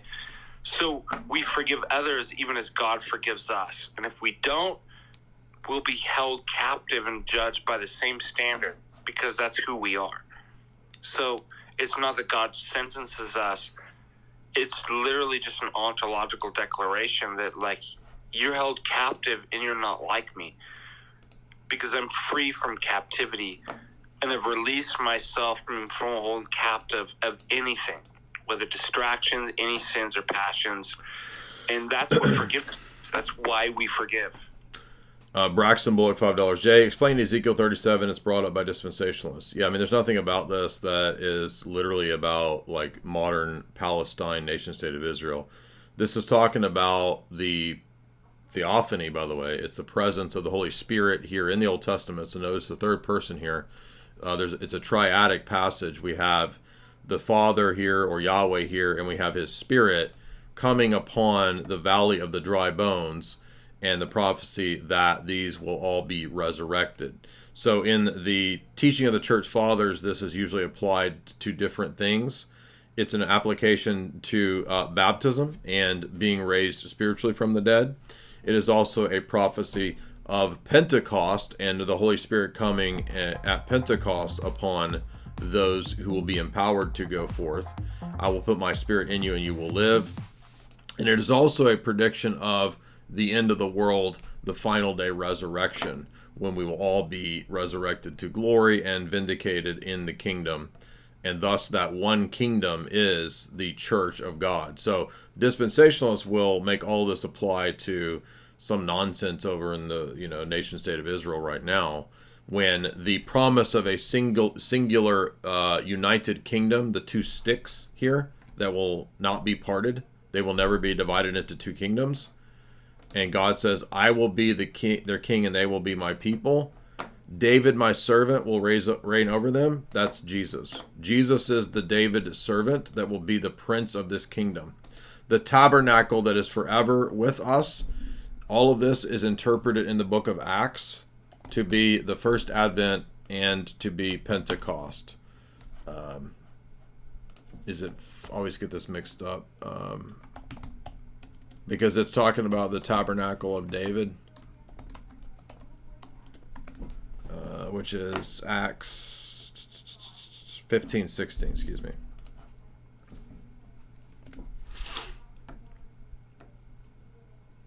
So when Peter starts preaching about the same promises and the same expectation of this uniting of the kingdom eschatologically, it's not the end of the world, ultimately. It is the first advent when Jesus brought the end of days, brought the rebuilding of the tabernacle, which is the resurrection of Jesus' own body. Jesus' physical body is the tabernacle of David that's restored. The church is the kingdom, which is the true union, which will never be divided. That's what Ezekiel 37 is about. It's the first advent and it's Pentecost, but it does look forward to a bodily resurrection in the eschatological final kingdom, where Jesus is in all and through all, as Paul says in Corinthians. All right, raise your hand if you disagree, and I'll go to you. I want to go to people who disagree first. And by the way, if you're like the Mormon dude and we answer all your questions and then you ignore our questions twice, you'll get booted. Anybody disagree? Raise your hand. We got 12 people in line. What's up? Raise your hand.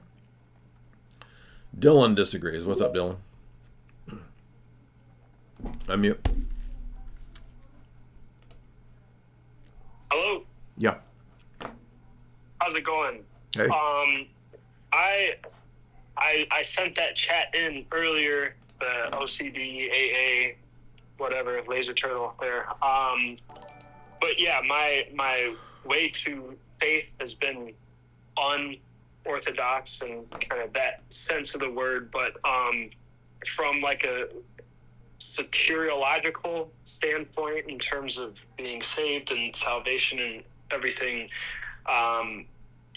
I found a kind of theological dead end in AA. I'm not sure to what extent you're familiar with that, but it's kind of a non-religious path to God, which yes, we did one podcast on. I'm familiar with the basics. Yeah,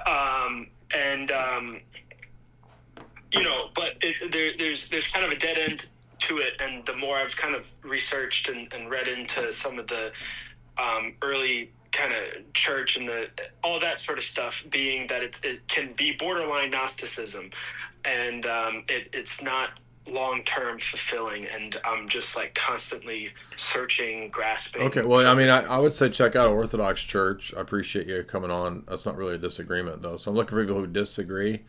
Just check out a local Orthodox church. Trey, Matthew first. Preezer, Caleb, Slinger. Do any of y'all disagree? Raise your hand. We'll go to you. Nobody disagrees? Mr. White, do you disagree? Trey disagrees? What's up, Mr.? Hello, Jay. I disagree with you. Uh-huh. Okay. Can you hear me? Yep. Hey, man, what's up? One at a time, Mr. White first. Go ahead, Mr. White. Oh, hi. Hello. Yo, what's up? All right. Moving on, wasting our time. In the beginning, Trey, what's up? Hello, Jay. I'm just... Can you hear me? Yeah, what's up? Hey. No, I'm just inquiring into both Catholicism and Orthodoxy. I saw the debate. I guess I'm going to try and see if I can kind of, in my own mind, just kind of steel man the Catholic position. I've been listening, to what you've been saying, so I hope I don't bring up something that you kind of been, listening while I'm on a walk. Okay. But wouldn't the position, it would kind of relate back into almost that kind of baptism of desire, wouldn't it? Like, I understand that, like, they could be relating to, like, I love Clark Kent, and then, like, you're saying, oh, I love Clark Kent too. But you think Clark Kent is the actual Superman, but then this analogy doesn't this analogy doesn't work because Islam is not. I wasn't going to repeat their analogy. I have a different one. So I just said it backwards. Sorry. What I was saying is that we're both saying that we love Superman. You think Clark Kent is Superman, but I think this random baby is Superman. So our reference is actually different, even though we think it is the same. But would that not be covered under the baptism of desire kind of thought? How is it baptism of desire, which is based around invincible ignorance or right? That's what I mean. Like if you are choosing the good. Again, the Muslim position is not ignorance; it is predicated on an explicit rejection of the Trinity and the deity of Christ. So it's not the invincible ignorance position. Okay. And so because I grew up Protestant, and so you growing up Protestant, did you have the similar experience where like you kind of just didn't even know what orthodoxy was. Yeah, you know, and so sure. how could you know?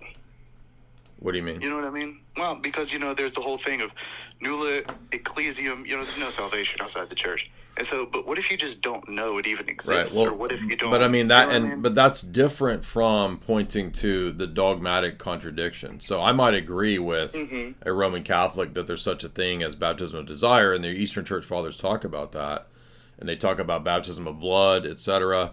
But that's different from saying, okay, but Muslims, Christians, and Jews therefore worship the same God. You can't get from invincible ignorance and baptism of desire to we all worship the same God when Islam is predicated on specifically rejecting it. So it's no longer about, they've rejected, the desire's gone. Like they're saying, I don't desire that God. That's Islam.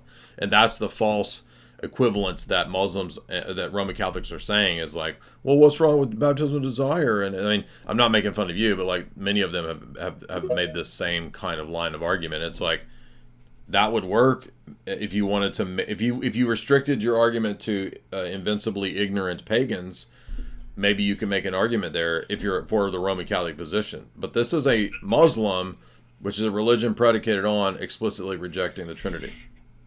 Jake? Hey, how are you doing? Good, what's up?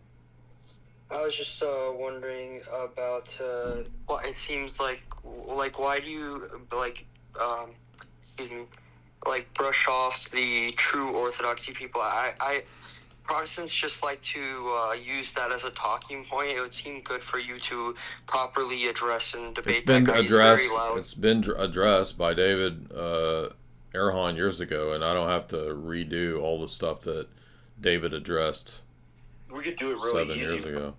Like orthodoxy includes synodality, right? Like you can't. Well, they said that they have synod starting up. Yeah, well, they said that, but their synod was basically 2 people in Europe, so one of whom was dead. What's up, Slinger? They're not recognized by any legitimate Orthodox, right? So you can't, whatever problems are going on in the church, you can't schism and be like, well.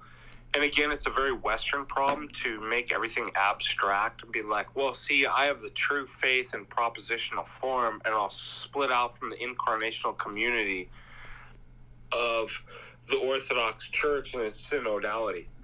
Yeah, which is exactly what we do. Kyle, $10. Why does Roman Catholicism do this to people? Cameron seemed reasonable before he was Roman Catholic. Now he's defending all this nonsense. Well, I mean, you guys are overlooking the possibility that some people are just grifters. Sam went from saying that Muslims worship demons to saying that now Muslims worship the true God. Well, I mean, he's I know, right? Buying into his way. He's got to defend it, right? And again, maybe they're all grifters. Who knows? Miklo J, $5. Do I have to read Esoteric Hollywood 1 to read 3? No. Mercado 5. They're independent books. They're just different films and different structures of which films are analyzed by themes. Mercado $5. Thank you for helping an ignorant Protestant find the true faith. It is an absurd amount of infighting that you get from these papists or shit fight. Yeah, it's unfortunate. I actually feel sorry for the Roman Catholics. I had to remind myself of this today at church. Is like, you know, I remembered what it's like being a miserable trad cat, and that's where all these people are. Suko, $10. Sorry, the YouTube autocorrect is crazy. I was trying to say Michael Lofton made a response to your claims about the Pope and the First Crusade. I don't really care what Lofton does. Honestly, guys, like I was saying, I'm always going to be doing open forums, so anybody who wants to call in, if they're Catholic, can do that. But there's no more public Roman Catholics that are worth debating. Somebody said, will you debate Matetics? I've been asking Jerry to debate for like 7 or 8 years, and he always puts it off. I might still do the Tim Gordon one because I've already said I would do it. If we find a big platform, that will not be, obviously, I'll never go on Cameron's channel again. So, If we find a big platform, I'll do the formal debate with Tim. But I mean, there's just no. These were supposed to be the 2 top tier philosopher professor Roman Catholics, and so then everybody else is like, yeah, but what about this other guy? Well, why would I go a tier down? Those are supposed to be the top tier. So. And that's what Cameron did. He brought what he thought was going to be the best. Cameron thought he was bringing the top tier, and I mean, so like. It's just like when the Muslims did this. You didn't debate the real Muslim. the real apologists. You're scared of Sheikh so-and-so, who you've never heard of, by the way. You're scared of the hidden imam. You won't debate him. It's like the no true Roman Catholic. The no true imam fallacy. Like, you haven't debated the real Muslim. And then when you debate all the Muslims, it's like there's nobody else to debate. I tried to get Muhammad Hijab to do it, and he wouldn't do it. So I didn't have enough clout. So same in the Roman Catholic world. There's not anyone else. There's nobody else left. People are saying Ruslan. No, in the Roman Catholic world, there's no more Roman Catholic public apologists. That's why I'm saying I don't need to debate any public Roman Catholics anymore, because there aren't any. They're done. Like, there's not another one to do. Voice of Reason's not going to do it. And we saw their top tier be basically childish crash outs. So we're done. Like, that's the final boss defeated, dude. I don't have to play Zelda all over again. I already beat Ganon. I'm being silly, but let's talk about $10. Pope Leo the 14th, Angelus, address June 9th, 2025. We can speak of a ecumenism of blood that is unseen and profound, a unity amongst Christian churches not yet full and visible. Yeah, I mean, that's just standard ecumenism. Laser Turtle production, $2. I was away from your desk. Dylan in the Twitter chat. Okay, well, if you're disagreeing, you'll go to the front. Not Alan Rogers, $5. On a scale of ecumenism, 0 to 10, would you place the idea of salvation, quote, outside the church? Well, the phrase is ambiguous, because do you mean just outside the visible confines? No, I mean, yes, in the sense that God might join people to the mystical body in ways that are extra normative, which we don't see or have access to. Hence, things like baptism of desire or baptism of blood, this kind of a thing. But that doesn't mean that we then necessarily affirm all the Protestants and Roman Catholics have gracious sacraments. We would not say that. Howdy, $5. Can you... No, wait. Greg the Brian, thank you for this stream, gentlemen, $10. Israel Rodriguez, JM Orthodox, I know you're looking for people who disagree. I disagree on the Theophany in Genesis 18. Oh, my gosh. Hey, I want to bounce. Okay, thank you, Father. For having me. Yeah, thanks so much, man. Thank you, everybody. God bless you guys. Have a good evening. Okay, well, now that I got to a super chat, Israel is gone. So I don't see Israel Rodriguez anymore.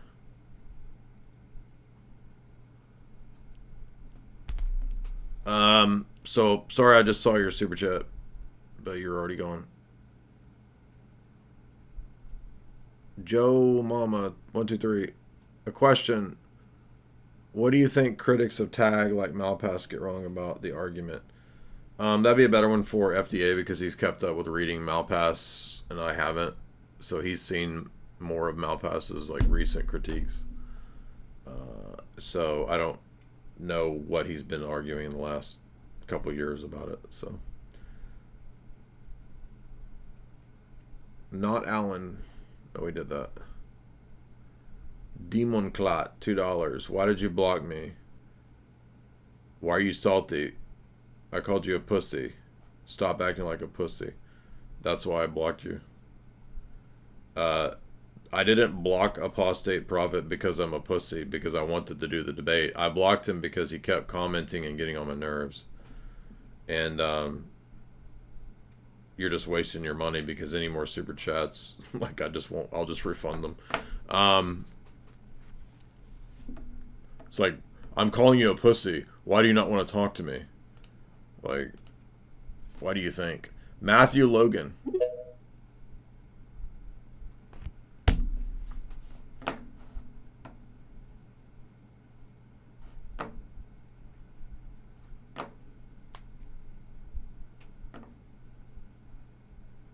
Matthew, I'm mute. Guys who would hit like and share. Where are we at over here? I don't understand. Like, do you not want to talk? People call in and they just sit there, or does it doesn't connect? I don't know. Slinger, unmute. Hello, can you hear me? Yep. Okay, I have a question. I'm inquiring about Orthodoxy and Catholicism. Mm-hmm. And I heard you say before that at the beginning, basically everyone's in the same boat trying to figure out, but it's just the means you could use to try and get to the truth right? Basically, that's kind of what you said. I'm not sure what you're referring to. Maybe I said something like this one time.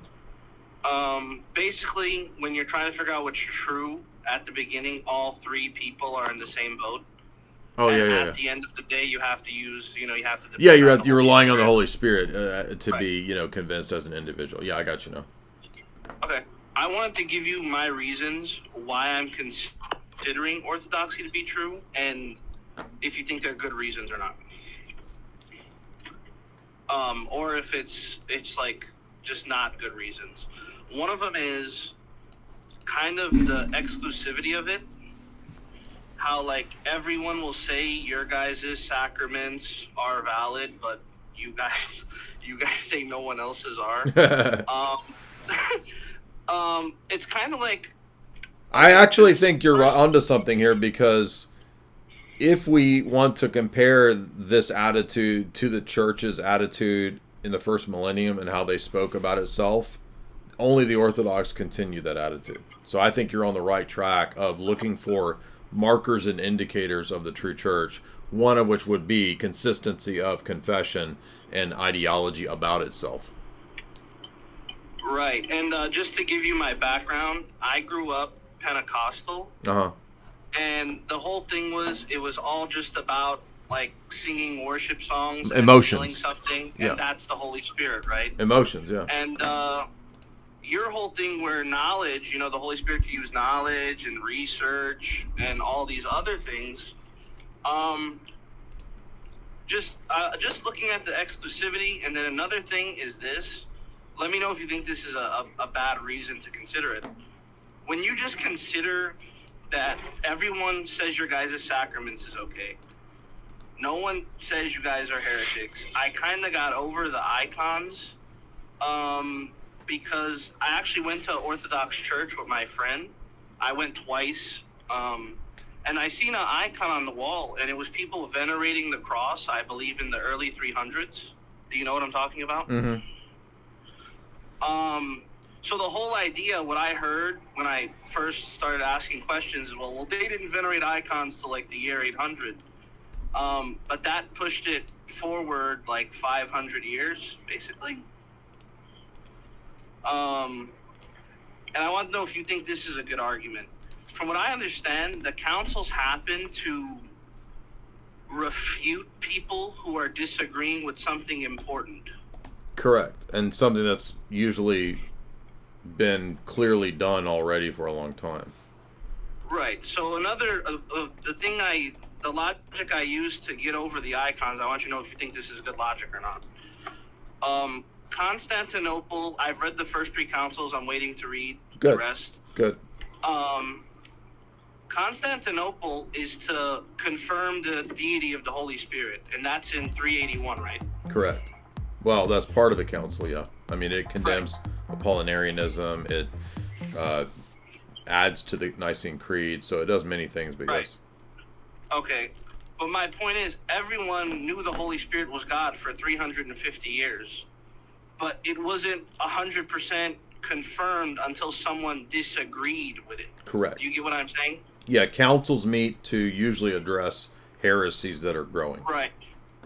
Right. So then that kind of made me realize, well, maybe icons were a thing the whole time, but like no one cared to be against them until. Well, there were earlier disputes and people who disagreed about imagery throughout the centuries, but it doesn't seem to become a major issue until the time of the Seventh Council, due to, for whatever reasons, Origenist influence amongst a lot of monastics. So this, for some reason, and this is Meyendorff covers this in his book, this got a lot of them, the monks, thinking that on the basis of Neoplatonic ideas, all of these images should be done away with, except for the Eucharist. So for whatever reason, they thought the Eucharist was like the one that should remain. But I would say check out the documentary at Orthodox Shahada on Old Testament Christian worship being the same. And then that will also help with that whole dispute. Israel. Oh, by the way, before you get on Israel, I wanted to add that I think that you could make an argument along the same lines as that guy that if the Seventh Ecumenical Council has an anathema service, and that's kind of the expectation that the church will continue this anathema service, there's literally only one church in the world that still does the anathema service, and that's Orthodox. That's kind of another way, kind of like iconography and the decree of the Seventh Council on icons. Like, Rome doesn't follow this anymore. They give verbal credence to the Seventh Council. They don't actually follow it, other than just giving lip service to images. But there's a lot more in the Seventh Council than just lip service to images. So when you read the Seventh Council and when you read the Synodicon, which is the 843 reaffirmation of the Seventh Council, like, this service is normative for identifying the true church, you could argue. And if no other churches do it, then there's no other church that is the same church of the 7th, 8th, and 9th century church. Do you know what I'm talking about? The anathema service? No, I don't take shit. I got no love for the fakeness. If you wanna play tough and wanna hate this, I'll always show up. I don't ever slow up. No, I don't take shit. I got no love for the fakeness. If you wanna play tough and wanna hate this, I'll always show up and make a statement. I don't ever slow up. No, I don't take shit. I got no love for the fakeness. If you wanna play tough and wanna hate this, I'll always show up and make a statement. Everything I do so instinctive and so passionate. Every word I move so descriptive like an adjective. I got a vendetta against people who patented being negative when you should be getting after it. I got facts over tracks, this and that. Spitting slow, spitting fast. I could roast, I could gas. Think I'm okay at last, but I don't know if that can erase all the past. Now, the reason I'm playing that is not that I'm arguing, because I know people are going to say this and they're going to misinterpret the argument. The argument is not that you have to perform this service perfectly to prove that you're the true church. My argument is rather that I'm aware that local bishops can add to this. For example, Metropolitan Seraphim of Piraeus includes Zionists and Jehovah's Witnesses in the anathemas. So it's not that the service has to be done in some sort of magic formula where you read it perfectly. I'm saying that the service itself is normative for the church identifying the heresies and reminding everyone every year what the heresies are. And it's a giant list if you read some of the longer lists of the Synodicon service, the anathema service. Then this is an easy identifier for what the church of the first millennium is, and no one else does this. What's up, Israel? Hey, what's going on, man? You want to talk about Genesis 18?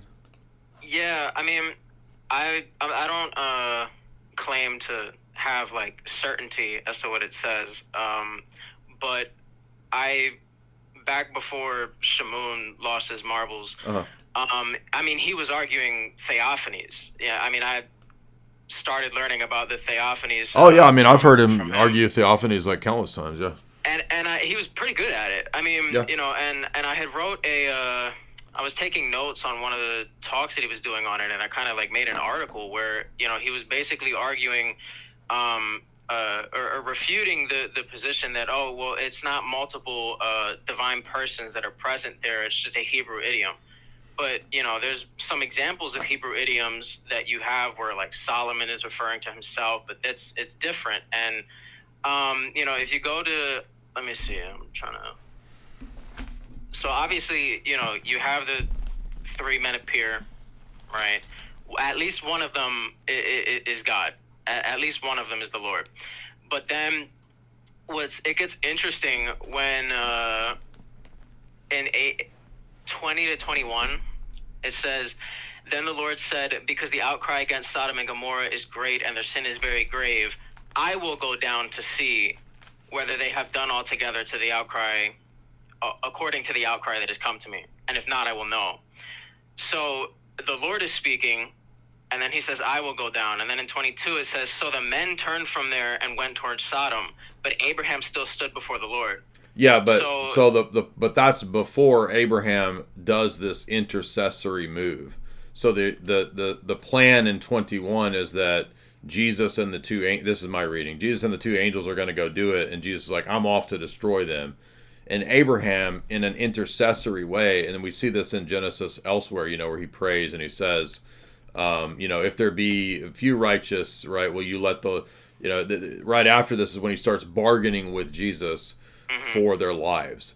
So I think that's prior to Abraham stepping forward. If Abraham had not stepped forward, Jesus would have gone with the two men to do it. And this is like when you see, if you read the book of Amos does intercessory prayers for Israel because God's going to destroy it. And God says to Amos, had you not interceded, I would have destroyed them. Okay, I think I see what you're saying. So you're saying that where it says, and the Lord went his way when he finished speaking with Abraham, you're saying that includes the intercessory prayer. Which verse? Not just, so in 33, where it says, and the Lord went his way when he had finished speaking with Abraham. Well, in 19:1, it doesn't sound like the Lord went with them. Because there's I'm trying to find the part here, because there's a part where it says, like, the Lord rained fire and sulfur or whatever from the Lord out of heaven. Yes. And then there's another verse, I think I pulled it up over here. I think it's Isaiah, is it 13 here? I think it's 13, where it says, he says, look, I am rousing against you the Medes who do not regard silver or have need of gold. They will crush young men's arrows, and they will surely show no mercy to your children. Their eyes will not refrain even at your children. And Babylon, which is called esteemed because of the king of the Chaldeans, will be as when God overthrew Sodom and Gomorrah. So you have like this, and again, correct me if I'm sort of missing the initial point you were making about the conversation, because I'm trying to grasp that, like the timeline. Because you have the Lord reigning. Sorry, go ahead. Which verse are you reading from in Isaiah? Where? Isaiah 13, 17 to 19.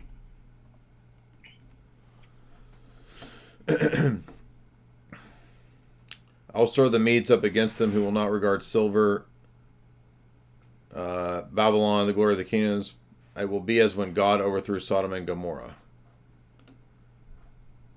So it's like one person referring to another, kind of like in Isaiah 48, where he says, the one speaking is identifying himself as, the first and the last. And then he says at the end of that little section, he says, and now the Lord has sent me and his spirit. So it's sort of that language where, the Lord said to my Lord kind of language, where you have the Lord referring to the Lord doing something else, and yet they're both participating in that action, where like the Lord rained fire from the Lord out of heaven. In Genesis 18, though, I think the strongest argument here is in Genesis 18, it's specifically 22 that tells us that only one of them is Yahweh.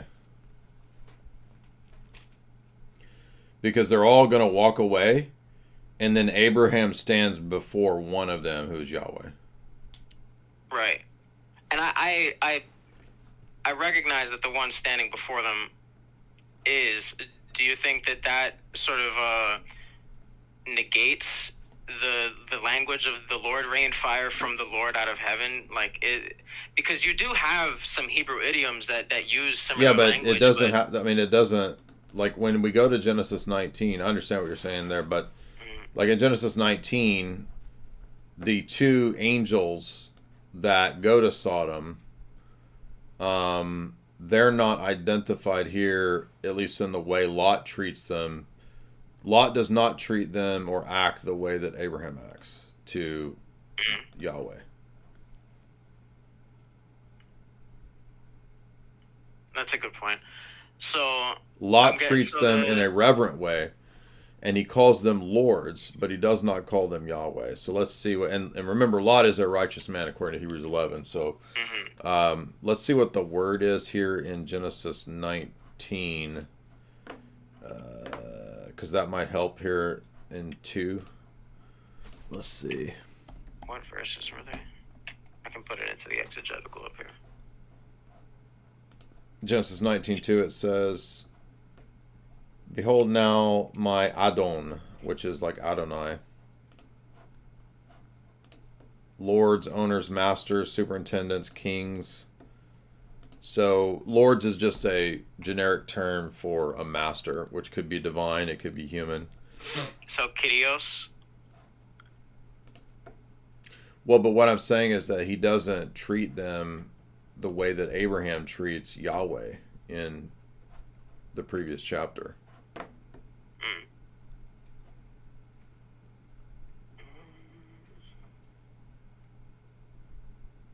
Okay. Yeah. I mean,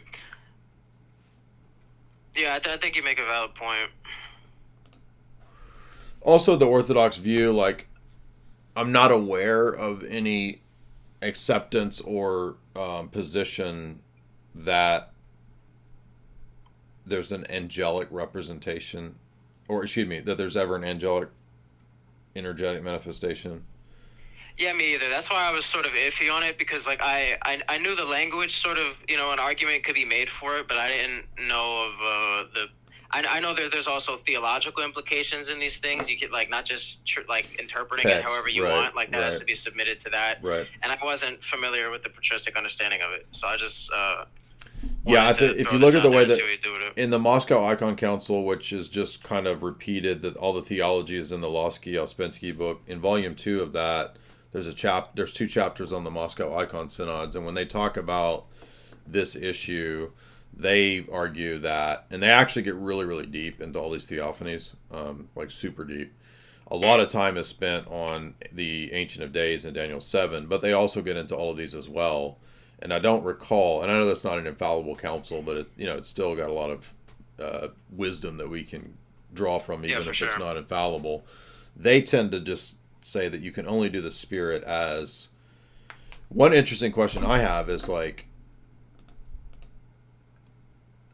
oh, wait a minute, I just realized something. You can only do the energetic manifestations of Father or Spirit the way they're presented in the New Testament. I just realized that. What would that be? Because it's only tongues of fire and dove. And that's interesting because in the Old Testament, there's reference to the glory cloud as the Spirit. But it's interesting that the Moscow Synod is saying that you ought not, say, depict the energetic manifestation of the Holy Spirit as cloud. I think they say that it's only... I'm not even sure how you would do that. Well, but the reason there actually you could argue that like there's icons that show clouds, you know what I mean? But yeah, who was I? I was just reading somebody that was saying that the cloud represented like the apophatic nature of our understanding. Oh yeah, that could be. Yeah. Well, what I'm saying there about the one of the reasonings that synod has is that it refers back to Nicaea 2, and it says that you cannot use in the churches or in the icons any of the symbols that were proper to the Old Testament. So, for example, that it says don't do Jesus as a lamb, which is interesting because the Roman Catholic Church violates that. And the reasoning is that it's not proper to surprise. It's not proper to depict Christ in iconography as a lamb anymore because he's now incarnate. So it'd be like going back to a Judaic thing, and that's the reasoning also, I would guess, why you shouldn't do Holy Spirit as glory cloud. But I'm just speculating. Yeah, that's interesting. There was also one more thing, just something that Father Deacon Ananias mentioned earlier in terms of Catholics being deceptive with their language. Okay. And it's interesting in the context of Islam because a while back, this years ago, Shamoun did a live stream where he sort of just brought somebody on and let them speak. His name is Lloyd DeJong or something like that. But he was lecturing on Gnosticism and Hermeticism. I remember this. I watched some of that, yeah. Yeah, it was really good because he's pulling from the $40,000 Encyclopedia of Islam. And he's in terms of the Gnostic aspect of it, there's 4 levels of knowledge, and the first one, which is called Ibarra or Ibtida, in mysticism, and mind you, they don't claim mysticism in their religion, and yet their encyclopedia is giving a mystical, a definitionally mystic definition for these things, and it says the literal language, which is unsuitable for esoteric topics, right? The coded language. Well, this is the type of stuff that Dr. Khalil argues. He says, yeah, this is exactly why we're Shia. Yeah, and it's also why the imams and the teachers don't tell people these things. Sort of like how most Catholics don't know that they worship the same God as Muslims, because unless you actually go into the debate and you start parsing out what your belief actually is and need to defend it, then this stuff comes up. But this stuff is settled at the bottom when the waters are still and everything's cool until you have to dig all of that up, and then you realize, well, it's intentional, because when you go to the second level of knowledge called ishara, it says a gesture, sign, indication, and rhetoric, acquired the technical meaning of allusion, and then allusion to refer to, implied, or indirect reference, and in Latin, which is also interesting, it's ad ludere, which means to play with words. Wow. And in mysticism, it's the esoteric language of the inexpressible mystical experience, symbolic expression, a silent gesture or sign. So it's funny, isn't it? Like that. Well, that sounds like Sufi. That sounds like Sufi stuff where you can just allegorize and turn it into anything. Yeah, because when you're the teacher and you get to disperse this information in a way that simply gets people on your side, yeah, you're going to play with words. And it's funny because in this whole thing, it's like, well, do Catholics and Muslims worship the same God? Evidently so. And it's not our God. Yeah, exactly. Because, I mean, you have this deceitful system and these deceitful teachers who are literally just like, as long as we get people away from the truth, of course you can twist the words. Well, wow. What do you actually mean by that? So I just thought I would bring it up. No, that's great. What was the fourth tier of the knowledge? So there's two more, actually. And the second one is pretty interesting. It's called Latifa. Who you talking about, Latifa? What you talking about, Latifa? Hold up. Why you talking about Latifa? She ain't here. She getting all up in mysticism. The subtle organ, a theory of levels developed from the time of Najim al-Din Kubra, mystics of his school. What's interesting about this third level is that it's actually linked to the word lilat, which, you know how in Greek, like the wisdom is the Sophia? Uh-huh. Well, the Islamic counterpart to that is lilat, which is sacred knowledge. Now, what do you think that translates to in Hebrew? In Hebrew, Kabbalah. Yeah, well, lilat in Hebrew is literally Lilith. Oh, I thought you meant what does tradition translate to? Oh, no, so the word translated into Hebrew lilat is Lilith. Yeah. Yeah, and, you know, in Isaiah 33, there's mention to this demonic figure, which is interesting because, like, the Bible describes these demonic figures as, you know, demons who seek out waterless places. Yeah. Dry and waterless places, spiritually and physically also. And it's interesting because Muhammad was in a dry, waterless place in a cave with a demon who basically physically assaulted him.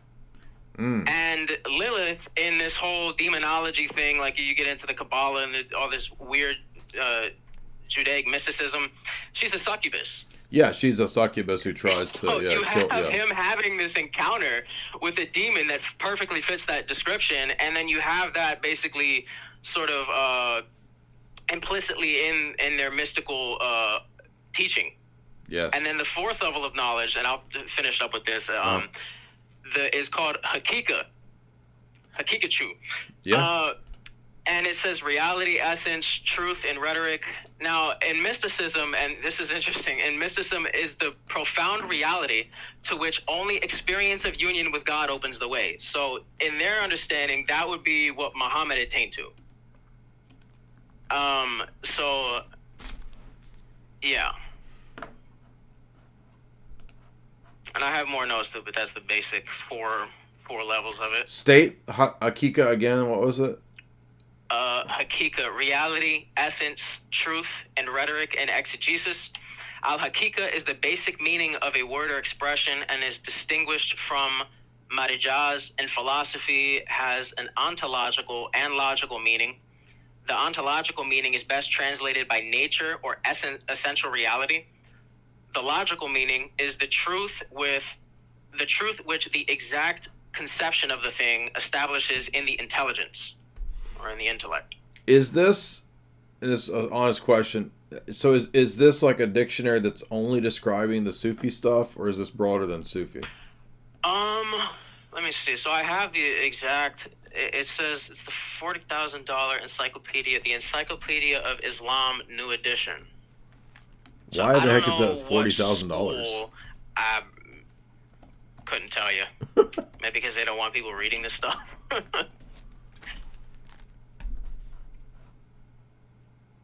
I mean, I'm not paying. I mean, you could probably Internet Archive find that thing or Wayback Machine. Here's one that's like $5,000. Is it? You think it's the same one? It could be. I mean, he said it was 40,000, and I know I found some really expensive ones. I don't know if I have the exact one he's looking for though. Well, when I type in Hakika, what you get is just like the Wikipedia shit is like 4 stages of knowledge or truth in Islam in Sufism. It says, what were the 4 again? First one is Ibarra. Okay, the second one. So this is different. Never mind, it's different.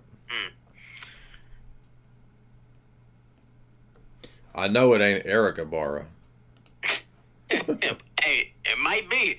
Maybe Eric Ibarra. Yeah, exactly. Well, thank you. We're the same guy. Right. Same Thank demon. you. Thank you, Israel. Appreciate that. I'm getting pretty tired. A really good call there from Israel. Some really great points. Appreciate that.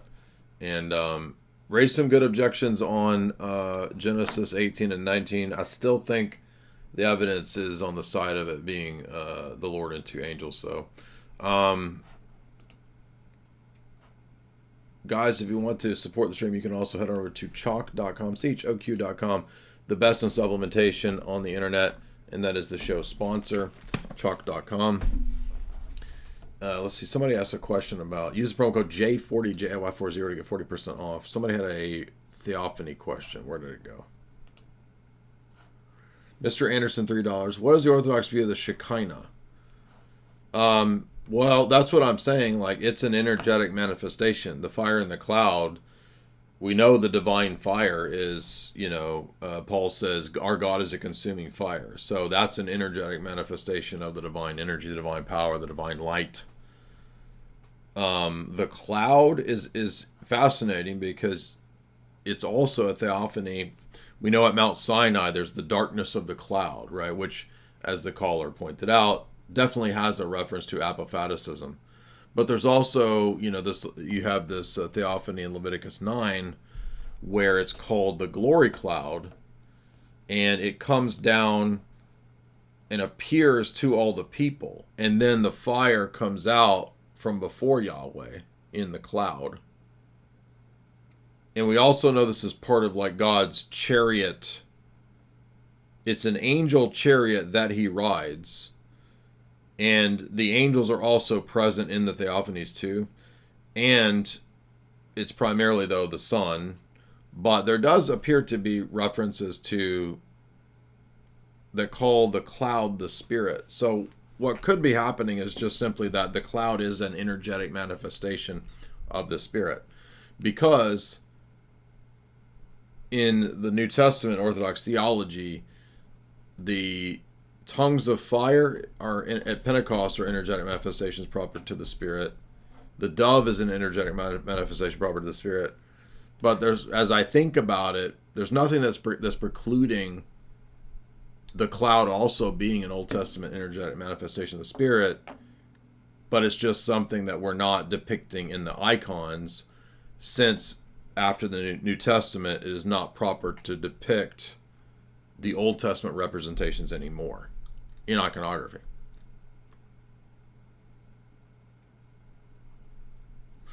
But I was looking at the icon of Elijah, which my priest gave us a print version of a nice icon of Elijah.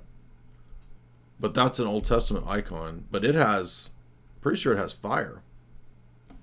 Let's see if we can find it. But maybe that's proper to Old Testament figures to depict them. This is a really good question. This might go beyond what I know. Cloud and Orthodox icons.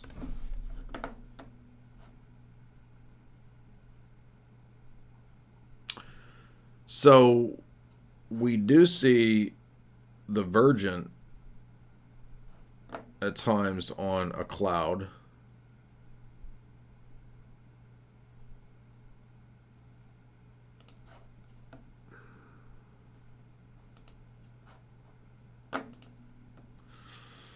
I want to say that Ezekiel icon has cloud too. Let's see. Here's angels on clouds.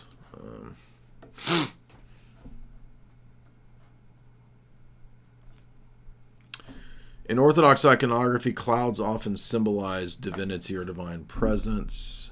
You see that often with the Theotokos. Let's see. Let's see if I can find that Elijah icon. It's a pretty interesting older Russian icon. It looks like this kind of. This isn't it, the one that I have, but it looks kind of like this.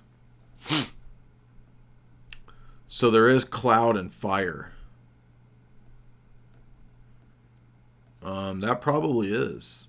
That probably is a theophanic. Because if you remember, doesn't the Holy Spirit play a crucial role in the ministry of Elijah and the giving of the double anointing, the double portion of the Spirit to Elisha? So I would venture to say that probably is an indicator of the Spirit, because we know in many of the Theophanies,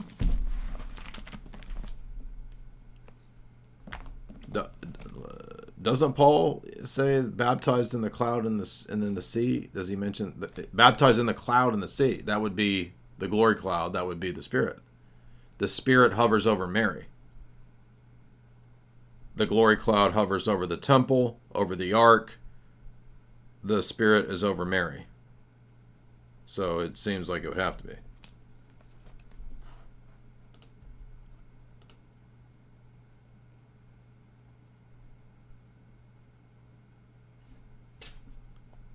Let's see, I've got I listed a bunch of Spirit-related theophanies here. Oh, there's a bunch.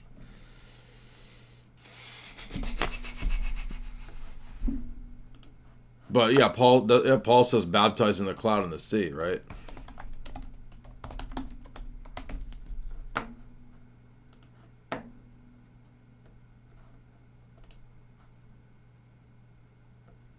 First Corinthians 10:2, they were baptized into Moses in the cloud and in the sea. That's the glory cloud, right?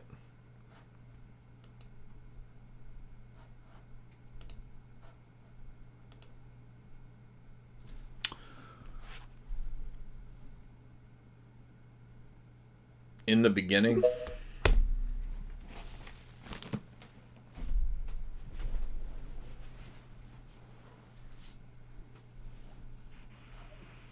Hello? Yeah. Hey. So thanks for having me back on again. I had a question about, in terms of, I know you all typically when you debate with Roman Catholics and stuff, you talk about the papacy and these different things. Something I was thinking about the other day, and I just kept thinking about, because I remember Martin Luther was thinking about back in the day, mortal sin and how that relates to different things. And just, I want to make sure I'm thinking about this correctly, because it sounds like a total contradiction in the Catholic way of thinking. If you have adultery is a mortal sin, and you commit a mortal sin, you don't confess it, you go to hell, and you're not supposed to be in communion with people that don't have your dogma, right? But I saw something that said the Eastern Catholic churches do economia and allow for divorce and remarriage in case of adultery. But if you get divorced and remarriage for adultery, you commit adultery, which is a mortal sin. So I didn't know that. That would be a pretty killer. I just caught that. I didn't. Yeah, that would. Let's see if that's true. Let's see. It's canon 58 or 85, maybe. Of what? Of one of them. I don't remember. Let me see the photos. This was earlier today. I've never known about that. That's actually a really interesting question. Yeah. Because, I mean, I'm just using AI, which could obviously be wrong. That's what I'm doing. Yeah, it says Eastern Rite churches do not permit this. You have to ask the question the right way. Right. Because they say that, and then you ask it a slightly different way, and they're like, oh, wait, yeah, they do it for economia. And the Latin Church doesn't say that it's, they say, like, oh, no, it's not really adultery, so it's not really a mortal sin because I say so. It's basically what they say. Yeah. This is what I've been really kind of, like, I was even at earlier today, like how you're saying they're denying the Theophanies now? Yes, many of them are. So I was just at, and I don't know, maybe I can tag, I don't know. I mean, all the Thomists will. The only Roman Catholics who are going to be better than the theology and admit Theophanies are the ones that are like, just don't care about Thomism. But you don't even need that, dude. I took pictures. I went to, like I told you, I'm going between the two of them.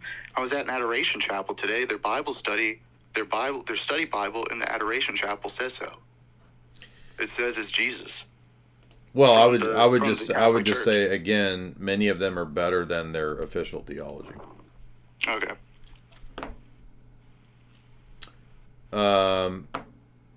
Anyway, but thank you for those questions. Yitzhak, what's up, man? So yeah, I was just thinking, given what dishonest Christianity is doing, maybe it's best to like try to talk with David Wood and AP because they're going to be reviewing a debate. I think it would be like nice because for the Christian Muslim community, like the Christian versus Muslim community, like this is a pretty big deal. So getting up and like defending yourself there would be good, I think. You mean to David Wood and AP? Yeah, David Wood, AP, and then there's gonna be this one other Calvinist guy coming up on the stream as well. I mean, if they ask me, I'm not gonna like invite myself to their stream, but I mean, I don't know. I see. But it's a good idea. I'll think about it. We'll see. I don't know. Anybody who disagrees, this is the last chance if you disagree.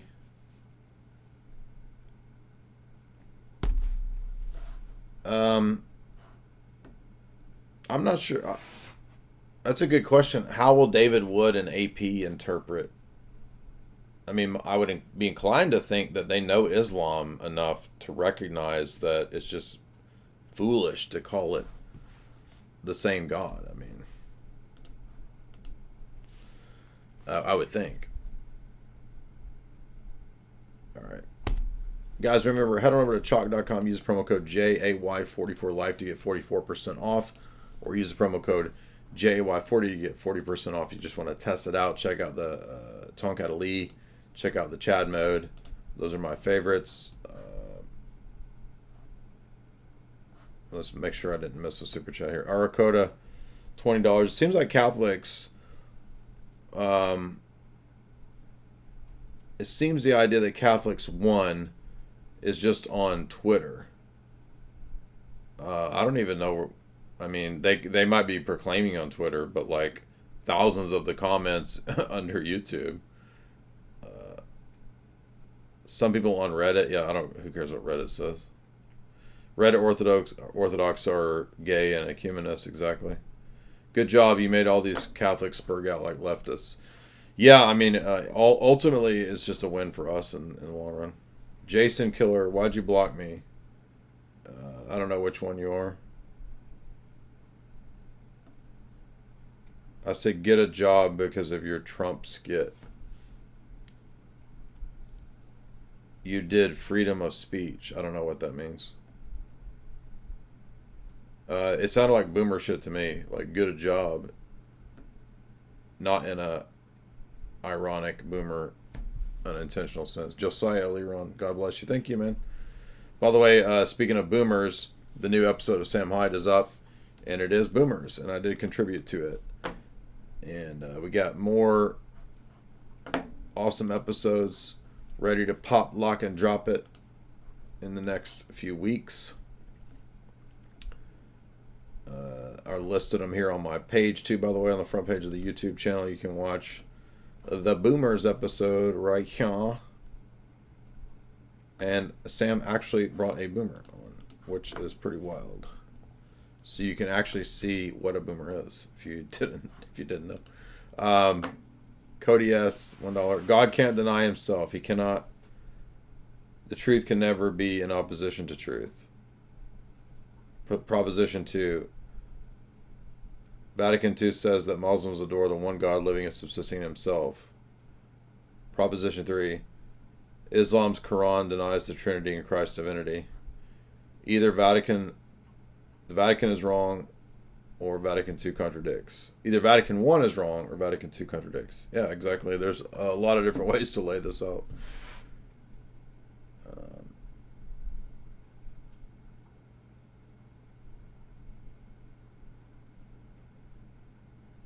Thank you guys. I'm about cooked for tonight because I'm tired. A lot of fun though. Thank you for the super chats, everybody, tonight. And I'll send some of this to FDA. So check out Sam Hyde Show. Subscribe at mde.tv if you want to support our comedy work. What else is there going on? Anything else?